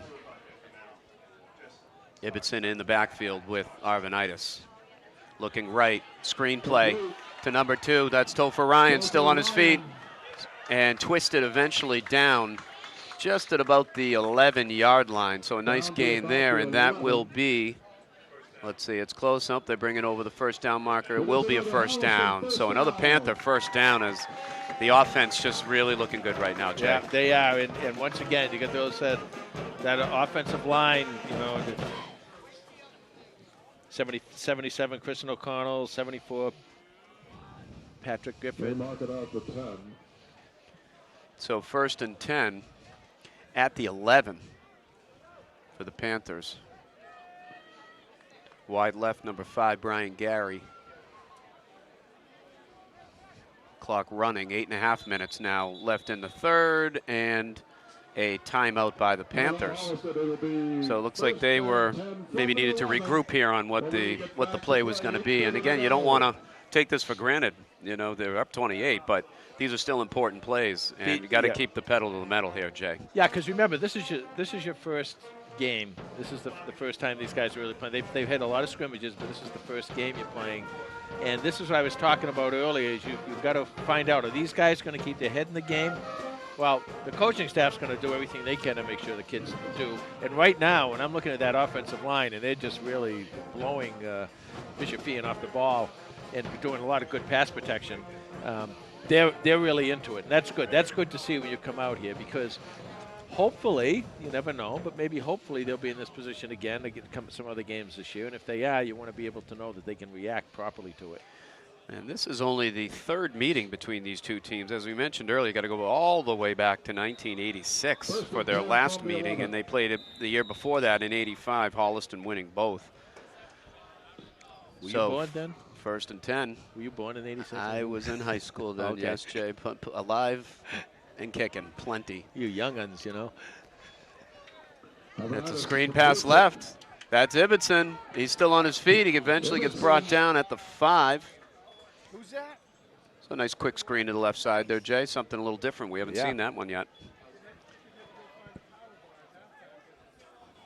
Benson replaces Ibbotson. Isn't that something to be able to say that, you know, Benson replaces Ibbotson, Ibbotson replaces Benson? The versatility on this team is is evident. So 2nd and 6. Reception. 2nd and 6. Just under the 8-minute mark. Hand off to Benson up the middle, still on his feet, cutting left, and eventually wrapped and brought down inside the 5. So it'll be 3rd and goal. Well, no, they got the first down marker out there, so not 3rd and goal. 3rd and about 5, maybe 4, they're calling it. That side of the line over there, you know, you got Zach Athey's over there. We saw him in the passing league, and his nickname is Zeus. Zeus. Love that. Great nickname. The Greek god. The Greek god. 7 minutes, 15 seconds left in the 3rd quarter. 3rd and 4 for the Panthers. Man in motion. Handoff. Nope, Arvanitis is keeping it. Option play, keeping it for himself. And he's in for the Panther touchdown. Matt Arvanitis with the 4-yard run. You know, Matt's saying, I want to get on this party a little bit too. I've given the ball to everybody else and let them score. I want to get in here and do the job. You know. So that's the 3rd touchdown that Matt is in on. And 2 passing and now 1 rushing for Arvanitis as he's leading this offense to a commanding lead in this game and a fantastic start to the season. The extra point coming up now. Arvanitis 5-yard touchdown carry. Number 5, the holder, Brian Gary.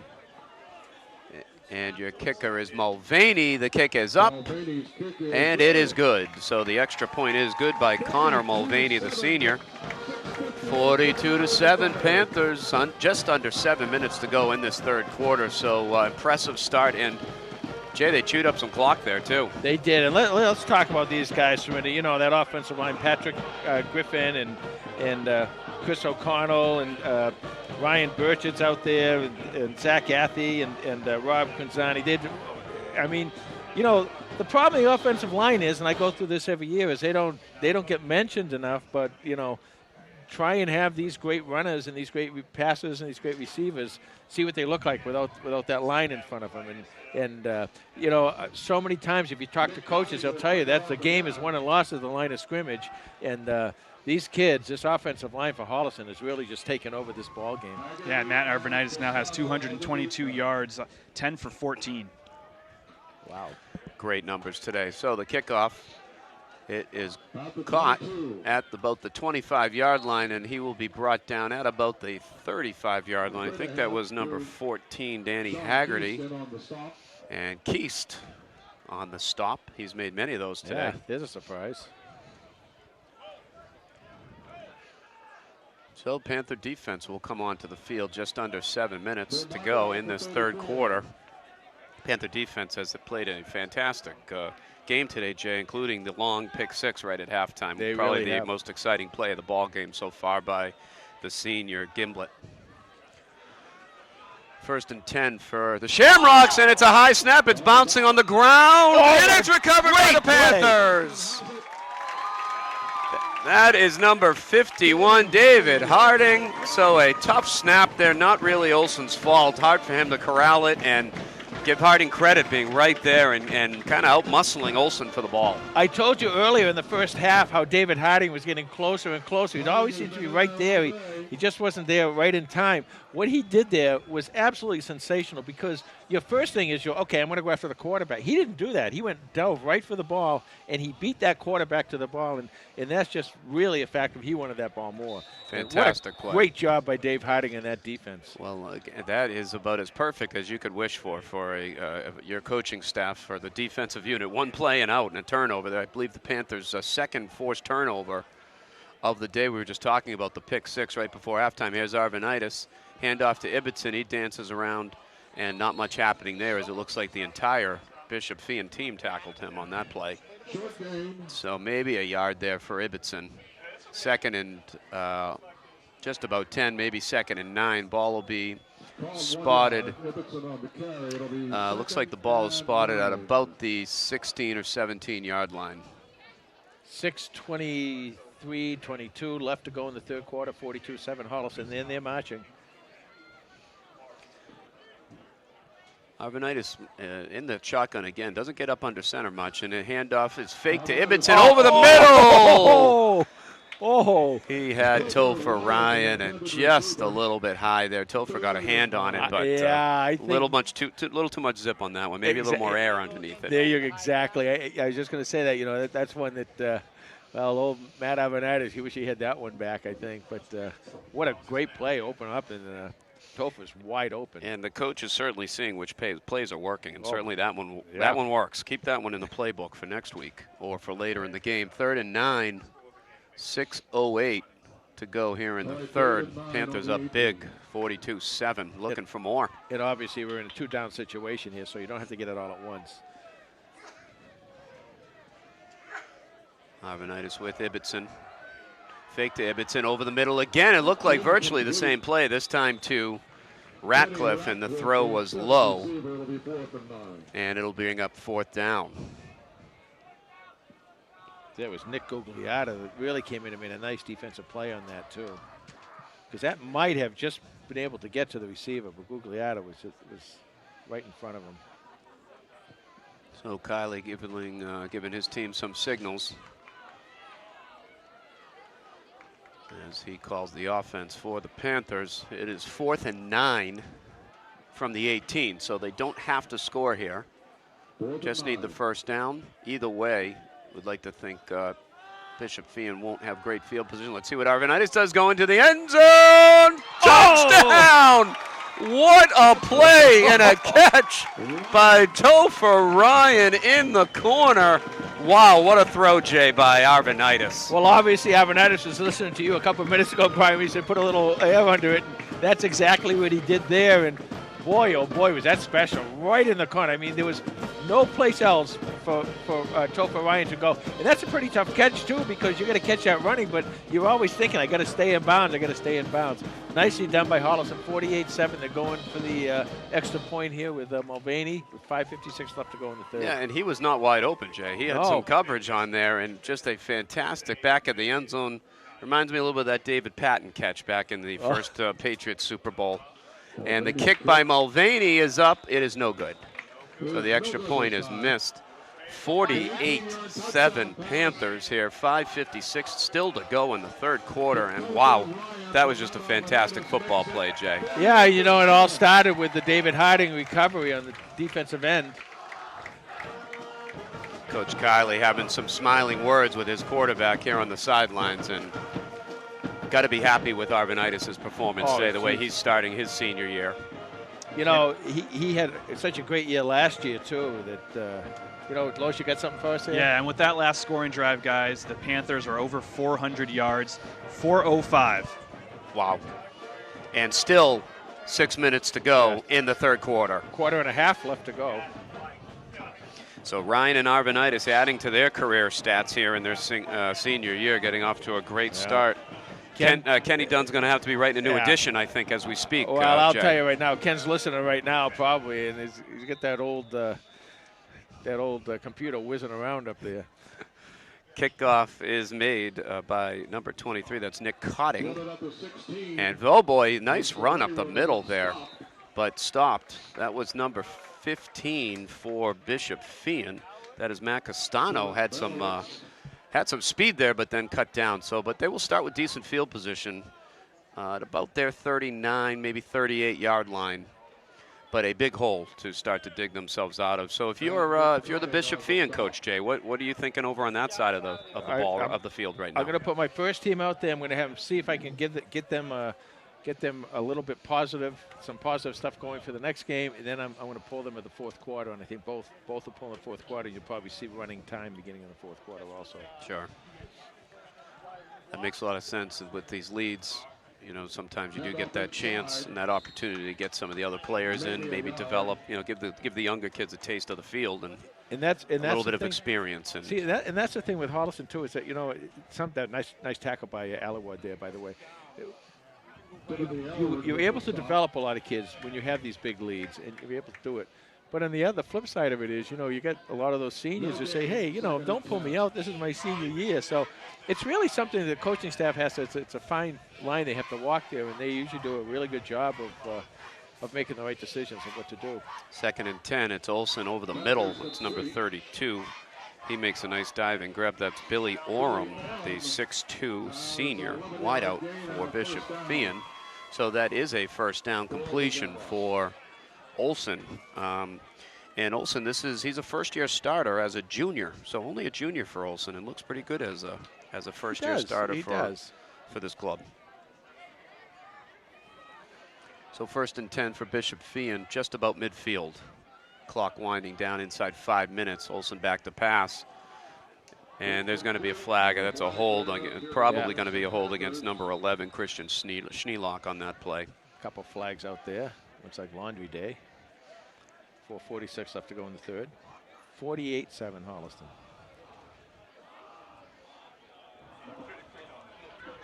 So that will give the Shamrocks a first down. It looks like we have an injured player on the field, number 72 for the Shamrocks. That is Matt Aitchen. So we'll take the 6'4", 250 defensive tackle. So we'll take a timeout here. So good news here for the Bishop Feehan club and their fans that number 72, Matt Aitchen, was able to get up and walk off under his own power, although he can tell he's hurting there, maybe a lower leg injury.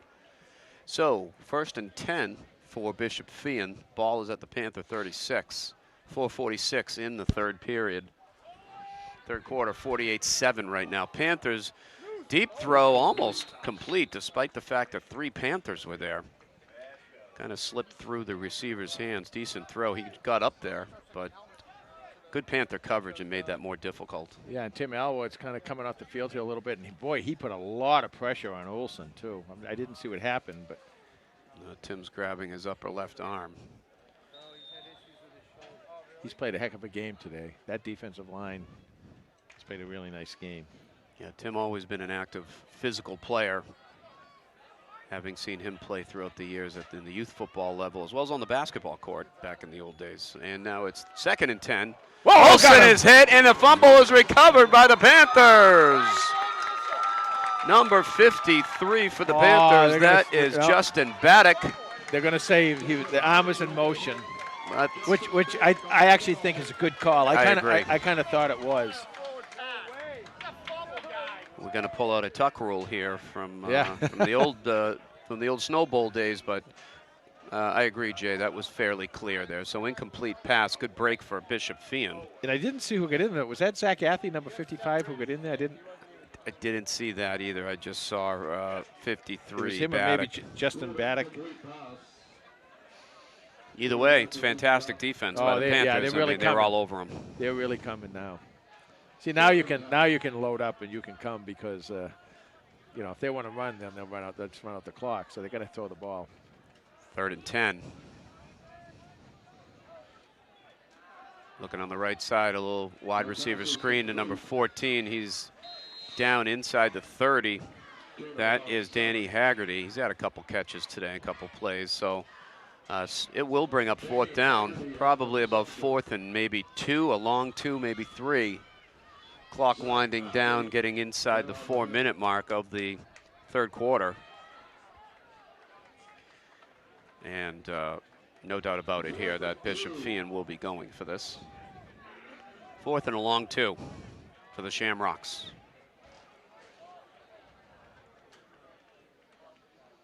Olson drops back, looks right, has a man. And he's still on his feet. And he's still on his feet.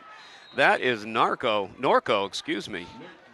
Nick Norco on the right side. He's had a few grabs today and nice moves along that right side there. Eluded a tackler at first and was able to create a little extra room.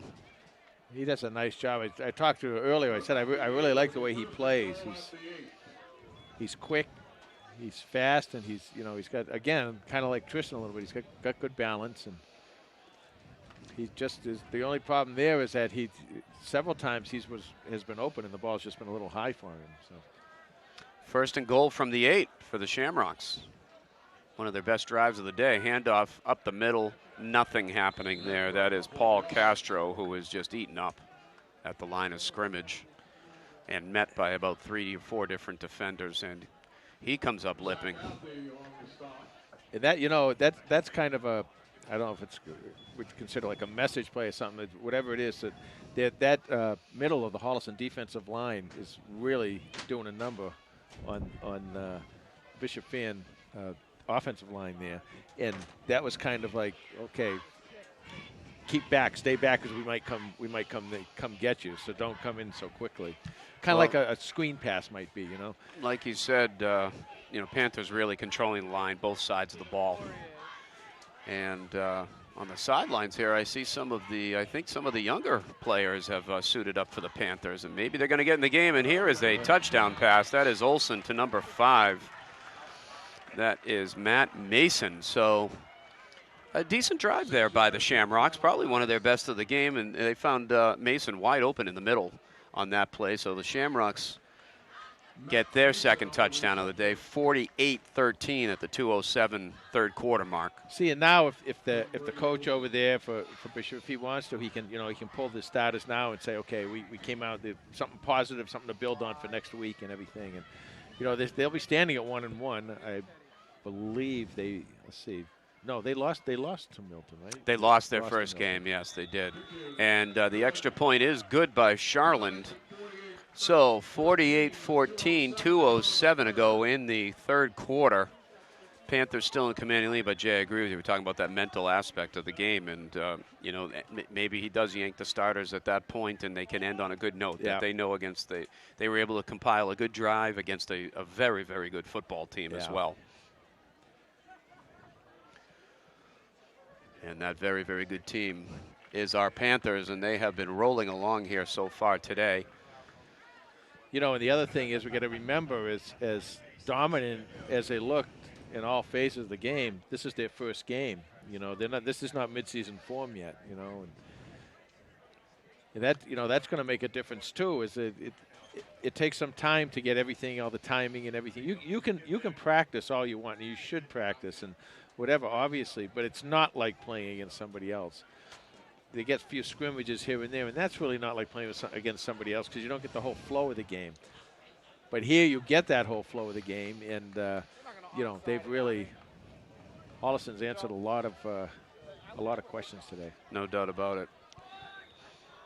So Holliston will be receiving the ball. Number 17 kicking it off. This is Craig Charland. It is caught by, that is number 24. He's got a big hole up the middle, still on his feet. And there he goes, number 24, Mitch Gimlet. What a day for the senior. He spins around the kicker, and he's gone. Touchdown, Gimlet, and the Panthers. Wow, what a day. I interviewed the 4 of the captains for a Sport View show. And I've told a lot of people, I told the coach, I told the kids themselves that I really loved doing that interview because, there's a flag here.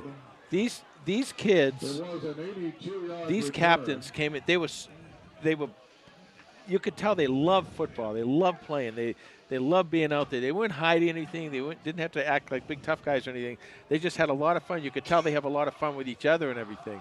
And of course, Mitch, he's sitting there talking to me, a big smile on his face, and you kind of think back and you say, that's what sports is about. You come out there, enjoy yourself, and have fun. And he does. And boy, it's too bad this is coming back on a holding call, but he's just amazing. He really is. He's having a heck of a game, and expect to have a heck of a year from him and all his compadres down there. But he did a good, Ryan Bircher was on there, and Dylan Ibbotson and Matt Avanitis talking to those guys. And like I said, the joy, you could just feel the joy of the game.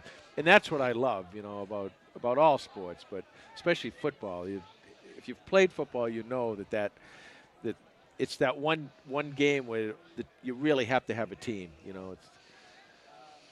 And these boys, again, their senior year, they've played with each other for a long, long yeah. time. Well, So it's kind you've of been all around a lot of culminating. these guys, right? Doing some of those youth games for some of them. Yep. Yeah. And if you guys want to, find something to critique the Panthers on today, it might as well be penalties. That was their 8th penalty for 63 yards. So they're going to have to fix that. I'm sure Coach Kiley and his staff will Oh, yeah. absolutely address that, likely even in the post-game locker room, perhaps. Could be some words about that. But this one will be, actually, number 14 is in the New game. quarterback. And we do have a new quarterback. That was Kevin Ballowitz, the junior, who keeps the ball on the keeper. Not sure if that was designed or a broken play. Well, it looked like, again, look at one of those RPOs, those run-pass options, where he's going to make the option whether to keep the ball or pull it back out and take it himself. So Panthers making some personnel changes, Jay, just like you were talking about, as the third quarter's winding down here with a 34-point lead. And some more substitutions happening as Seth Bello will come into the game, number 15, and a timeout being called on the field. So 1:10 to go, third quarter, 48-14 Panthers. A dominant performance so far for these 14th ranked Panthers. And they are certainly showing it in all aspects of the game today, again, as we've said, from the special teams to the offense and the defense. You know, it's not just the plays we're seeing. You know, there's some excellent blocking that, you know, a lot of people you don't see. Tackling has been very sure, very good. That coaches like to see that. You know, there's a lot of the stuff. You know, we love to see the Mitch Gimlet's running up and down the field, and it's fantastic. It's fun, but there's a lot of other stuff going on down there that they're going to be pretty happy with. And let's see, excuse me, in the backfield is Derek D'Angelo, the sophomore, with Kevin Ballowitz, the junior. And there's D'Angelo on the carry, and he has met at the line of scrimmage, maybe a loss of a couple of feet. So the clock will tick down inside of a minute here in the third quarter. It'll be 3rd and 6. So seeing plenty of new personnel on the field. Good opportunity for the coaches to take a look at some of these players, and a great opportunity for the players to get on the field and feel the excitement of a high school football game. You know, a lot of times, especially these younger players, what you don't realize is they're at practice every day with everybody else. They're running the scout teams. They're getting hit by these upperclassmen too, you know. Ballowitz in the shotgun. Drops back. He's going to keep it. He's running and does not run far as he is sacked in the backfield. So that will bring up 4th down, 4th and 6. And it looks like the punting unit is coming onto the field for the Panthers, as a lot of personnel changes happening. We'll try and get some of these numbers as we go through, but Topher Ryan will be doing the punting here, as I believe he's the end of the third quarter. Okay, so we'll get to the punt after the break, and it is 48-14 as we head to the fourth quarter. Jay, any thoughts here as the Panthers want to wrap these last 12 minutes up, what they might be looking for, what the coaches might be looking to try to do? Do they try some new plays? We already know there's going to be some new players on the field. What else are these coaching staff looking for here in the last 12 minutes? I think the biggest thing is that you had mentioned, Brian, is that the players, too, want to make sure. They're going to go pretty basic now with stuff. But it's up to the players to show what they have. Because, as I said, you know, these are the kids that are running the scout teams a lot in practice.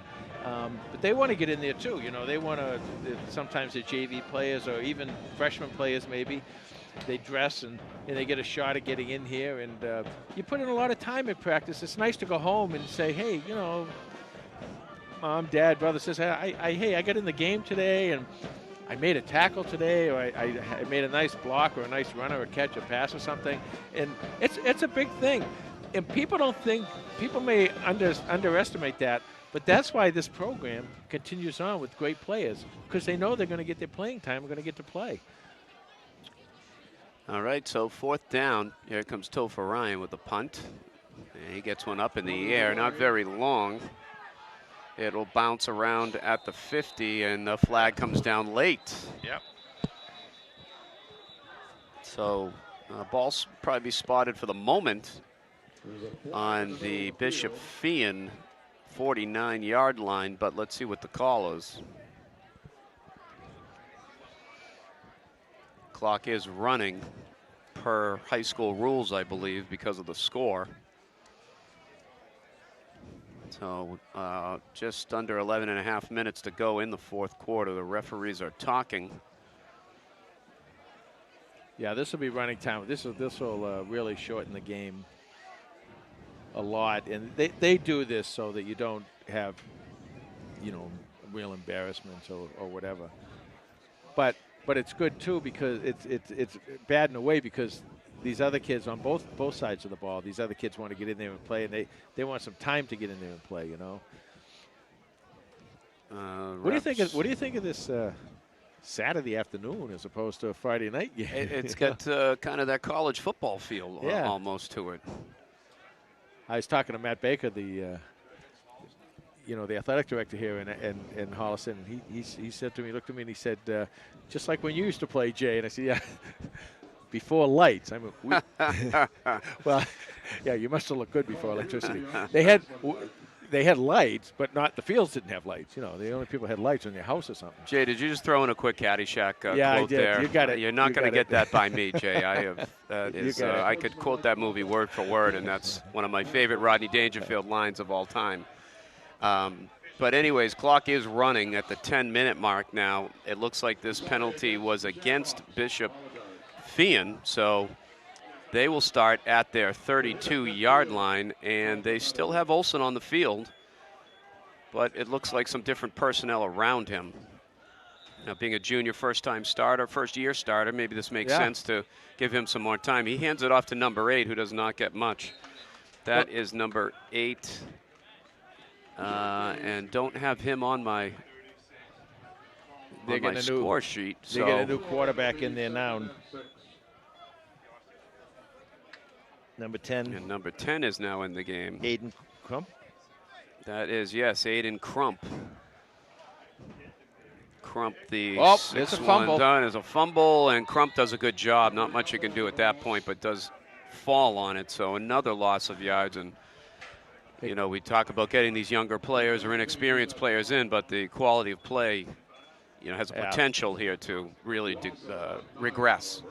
That was Christopher O'Connell coming in. He'll get credit right there for a sack, I believe. And it looks like some of the non-starters for the Panthers in on defense as well. So third and very long, 3rd and 17 now from their 25. Quarterback's gonna keep it and tries to stiff arm his way out of that, but that is number 77 on the tackle, Chris O'Connell. You were just talking about O'Connell, Jay. Chris he played a nice game in that offensive line. He's saying, you can put me out here too, Coach, and I can play defense too. Out there also with number 72, Brennan Ibbotson. Another Ibbotson. They're like the athletes. Yes, they just keep coming. And he is a sophomore, Brennan Ibbotson, with some size as well. So 4th and 19, and Bishop Feehan looks like they're going to punt. So here's Olson, and that one almost blocked. A nice high punt. Bounces at just about midfield, rolls into Panther territory. No Panther's going to touch that ball or get near it. It'll be downed at just about the 44, 45-yard line of the Panthers. Clock still winding down, under 7 minutes to go. And again, a 48-14 lead for your Holliston Panthers as they take over. And we'll see what Coach Kiley, the group that he puts on the field, and how he's going to choose to run his offense here in the final 7.5 minutes, Jay. Yep, you might just see, like I said, I just get down there, run some basic stuff. He might let Kevin throw a pass or two, but probably he'll be giving it to his running backs. Well, let's see what we got out there. 74, 53, 62. We have Patrick Giffen. Is that Ryan? Well, Ryan Burchett is still out there. Huh? Oh. Too many men on the field. We've got an issue here as number 62 running off the field, but not quite in time. That's Thornburg, the junior. Thorn looked pretty good on defense there just a minute ago, too. He's in the defensive line. So add that to probably the one flaw, as Carlos mentioned earlier, in the Panther game plan or execution today of the game plan was penalties. And it may not have been his fault either. I don't think it was his fault because he went right back in. So here's Balowitz, your quarterback, Derek D'Angelo in the backfield. And another stoppage and a false start now. So this can tend to happen, Jay. You got guys who maybe aren't used to the gameplay of an actual varsity football game, maybe haven't played as much in that unit with each other. Or you get a little excited, you know. They are humans. They are kids after That's all. right. And the emotion of the excitement of the game. And we all forget that sometimes, you know. They're just teenage kids. And, I mean, we're excited up here. Imagine what they have. It's 1st and 20 now. Under 6 minutes to go in this contest. 48-14 Panthers. Balowitz in the shotgun with D'Angelo in the backfield. Long count. Here's the snap. He keeps it. Kevin. He breaks one tackle. He's going to the left side. He's got a little bit of room. Oh, this is coming and he's back. still on his feet. This may be coming back. And this one is over midfield to the 41, but it looks like another flag is down. Well, let's see what this is. It might be. You know, refs indicating this is coming back. It's holding against the Panthers. So they'll look at the game film on these ones and try to make some improvements. Let's see if we can get the names. A couple of these players out there. The number 15 is Seth Bello. He's out there. He's split out wide. 53, Justin Baddock on the field. 72, Brennan Ibbotson. We mentioned him earlier, the sophomore. 58, Jack Littlejohn on the field, also a sophomore. I think his brother's out here with his shirt. It said Littlejohn on the back, and it said, "I'm a brother." Always good to have fans in this and crowd supporting you here in the home field. Under 5 minutes to go. 1st and 30 now for the Panthers. Way back at their own 20. Balowitz is going to keep it. He's got some room up the middle. Cuts right. He's got some room to the right. And there goes Kevin. Kevin all the way back to the original line of scrimmage. Fantastic run by Kevin Balowitz. Yeah, no yellow flags on that one, so nice job by Kevin. And he gets him back to the original line of scrimmage, or just about, so it'll be second and just a little over 10 yards. Clock winding down to the 4-minute mark as it is nonstop at this point due to the mercy rule here in high school football. Brennan Ibbotson over there. He's a big one, huh? 6'1", 192.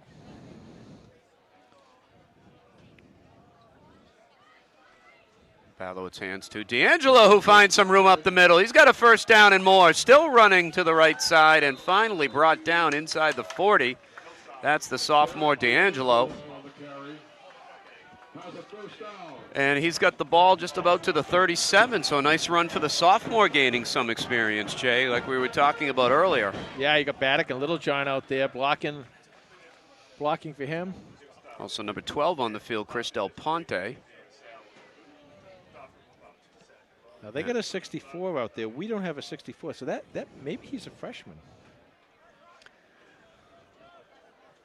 Clock ticking down to 3 minutes now. Balowitz keeps it this time, and he is brought down in the backfield by number 29 for Bishop Feehan.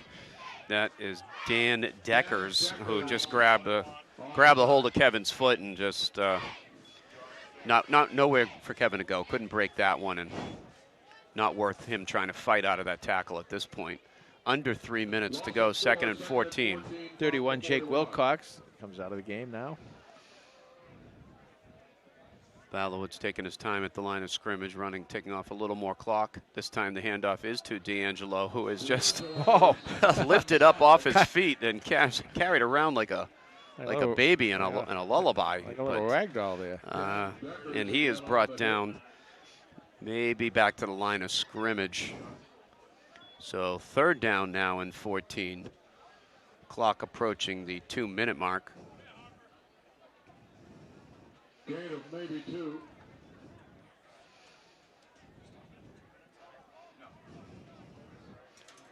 We got number 12 and number 15, Seth Bello, Chris Del Ponte wide left. Balowitz keeps it and nowhere to go. He's brought down again by number 29, Deckers. And this will bring up 4th and 12 for the Panthers. And I see Topher Ryan grabbing his helmet. I'm going to assume this means a punt is coming up. Maybe practice a little. They'll be punting, pinning him deep, possibly, and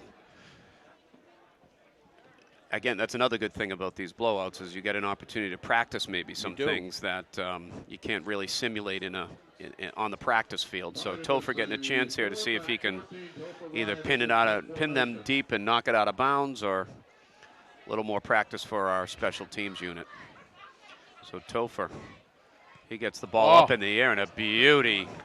Number 5 catches it at about the 3-yard line. He fumbles it, and it's recovered by the Panthers. At the 1, must be right at the goal there. You know whose eyes are wide open now? Kevin Bellowitz. maybe going to get 6 here. We'll see. 49 and counting. They might. I'm guessing they'll take a knee, but if they don't, Kevin Bellowitz is going to say if it's a run pass option, I'm taking it. Nothing wrong with that. Yeah. 30 seconds left, and let's just talk about that punt, Jay, for a moment. What Beautiful. a punt! He's a great punter. He did that. He doesn't punt much. Holliston teams never have to punt much, and he doesn't punt too much. So clock winding down now, under 20 seconds, and not even sure they're going to take the field here, Jay. None of the Panthers even heading out there. They're at 10 seconds now, and it looks like they're going to let the clock run out, Jay. And a fantastic play to end and to cap off this just a strong, dominant performance today by the Holliston Panthers, Yeah. 48-14. And moving ahead to next week, they do have a very difficult opponent ahead. But Jay, let's enjoy this game for a moment. Yeah, well, enjoy it. We did, and hopefully all you watching got as good of a show as we got. I mean, it was a really nice job by a team that has waited a long time to get it back out on the football field. It's been since last Thanksgiving. It seems like it's been forever. But they got out there and they made a statement. Now, like you said, it's a little bit different next week, but you still beat a Division III team here, and you're a Division V team, and that's gonna help you a lot. No doubt about it, Jay. And our statistician, Carlos, I'm sure has some nuggets for us. So, Los, what do you have for us here at the end of the game? All right, thanks, guys. The final score from Committee and Field, all Panthers in this one, 48-14. It was an offensive explosion from Holliston, 446 total yards of offense for the Panthers, 226 for the Shamrocks of Bishop Feehan. It's 240 yards passing, 206 yards rushing for the Panthers, 210 yards passing, only 16 yards on the ground for the Shamrocks. That Holliston defensive line did an excellent job of bottling up that Bishop Feehan rush offense. Individual contributors for the Panthers, Matt Arvanitis just had a great day. 240 yards, 11 of 17, 3 touchdowns, only 1 interception. He also had a rushing touchdown, but a ton of other players getting it done on offense for the Panthers. Leading rusher was Tristan Benson. He had 75 yards on 7 carries and a touchdown. Dylan Ibbotson with a rushing touchdown as well. He had 27 yards.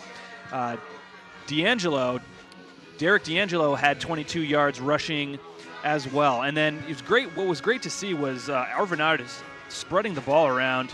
7 different receivers caught a pass in this game. Leading the way, Topher Ryan, 108 yards receiving, 5 catches, including a long 39-yard touchdown grab. Mitch Gimblett also had a long, even longer 58-yard touchdown reception. Tristan Benson, Sean Keese, Teddy Ratcliffe, Dylan Ibbotson, and Brian Gary checking in with catches as well. For the Bishop Feehan Shamrocks, Brady Olson was 16 of 34 for 198 yards, 1 touchdown, 1 interception. The leading rusher for the Shamrocks was Nick Norco. He had 15 yards on 4 carries. Nick Gugliotta had a great day receiving. He had 92 yards on 5 receptions. Defensively for the Panthers, Sean Keast had a really good game. 5 total tackles, 2 pass breakups. Other leading contributors on the defensive side of the ball, Mitch Gimblett, he had a 99-yard pick-6 interception that went all the way to the house. Teddy Ratcliffe and Dylan Ibbotson also had great days in the secondary, batting down passes. David Harding and Dylan Ibbotson with fumble recoveries as well. For more stats and information on the Holliston Panthers, you can follow us on Twitter at HCatFootball, and that's the lowdown. Thanks, Los. A lot of talking there, buddy. Go home and get a rest and rest up that computer, will you? Make sure that it's ready for next week. Also want to thank our technical staff here, Chris McNanny and Bruce Guilfoyle up top, and maybe some of the camera guys. I'm sorry. Yeah, I think we have Mark Dennison and Owen Radcliffe down on the field. Oh, there you go. And also a big thank you to Brian Winston, who came in here and did just a sensational job. You know you're doing a good job when your team wins 48-14, and you had a lot to do with that. I'd like to think so. So thanks you very Jay. much, Brian. Thoroughly enjoyed it. It was fantastic. You did a great job. Final score, Holliston 48, Bishop Feehan 14. We'll see you next Saturday. Big one against Barnstable. Good night, everyone.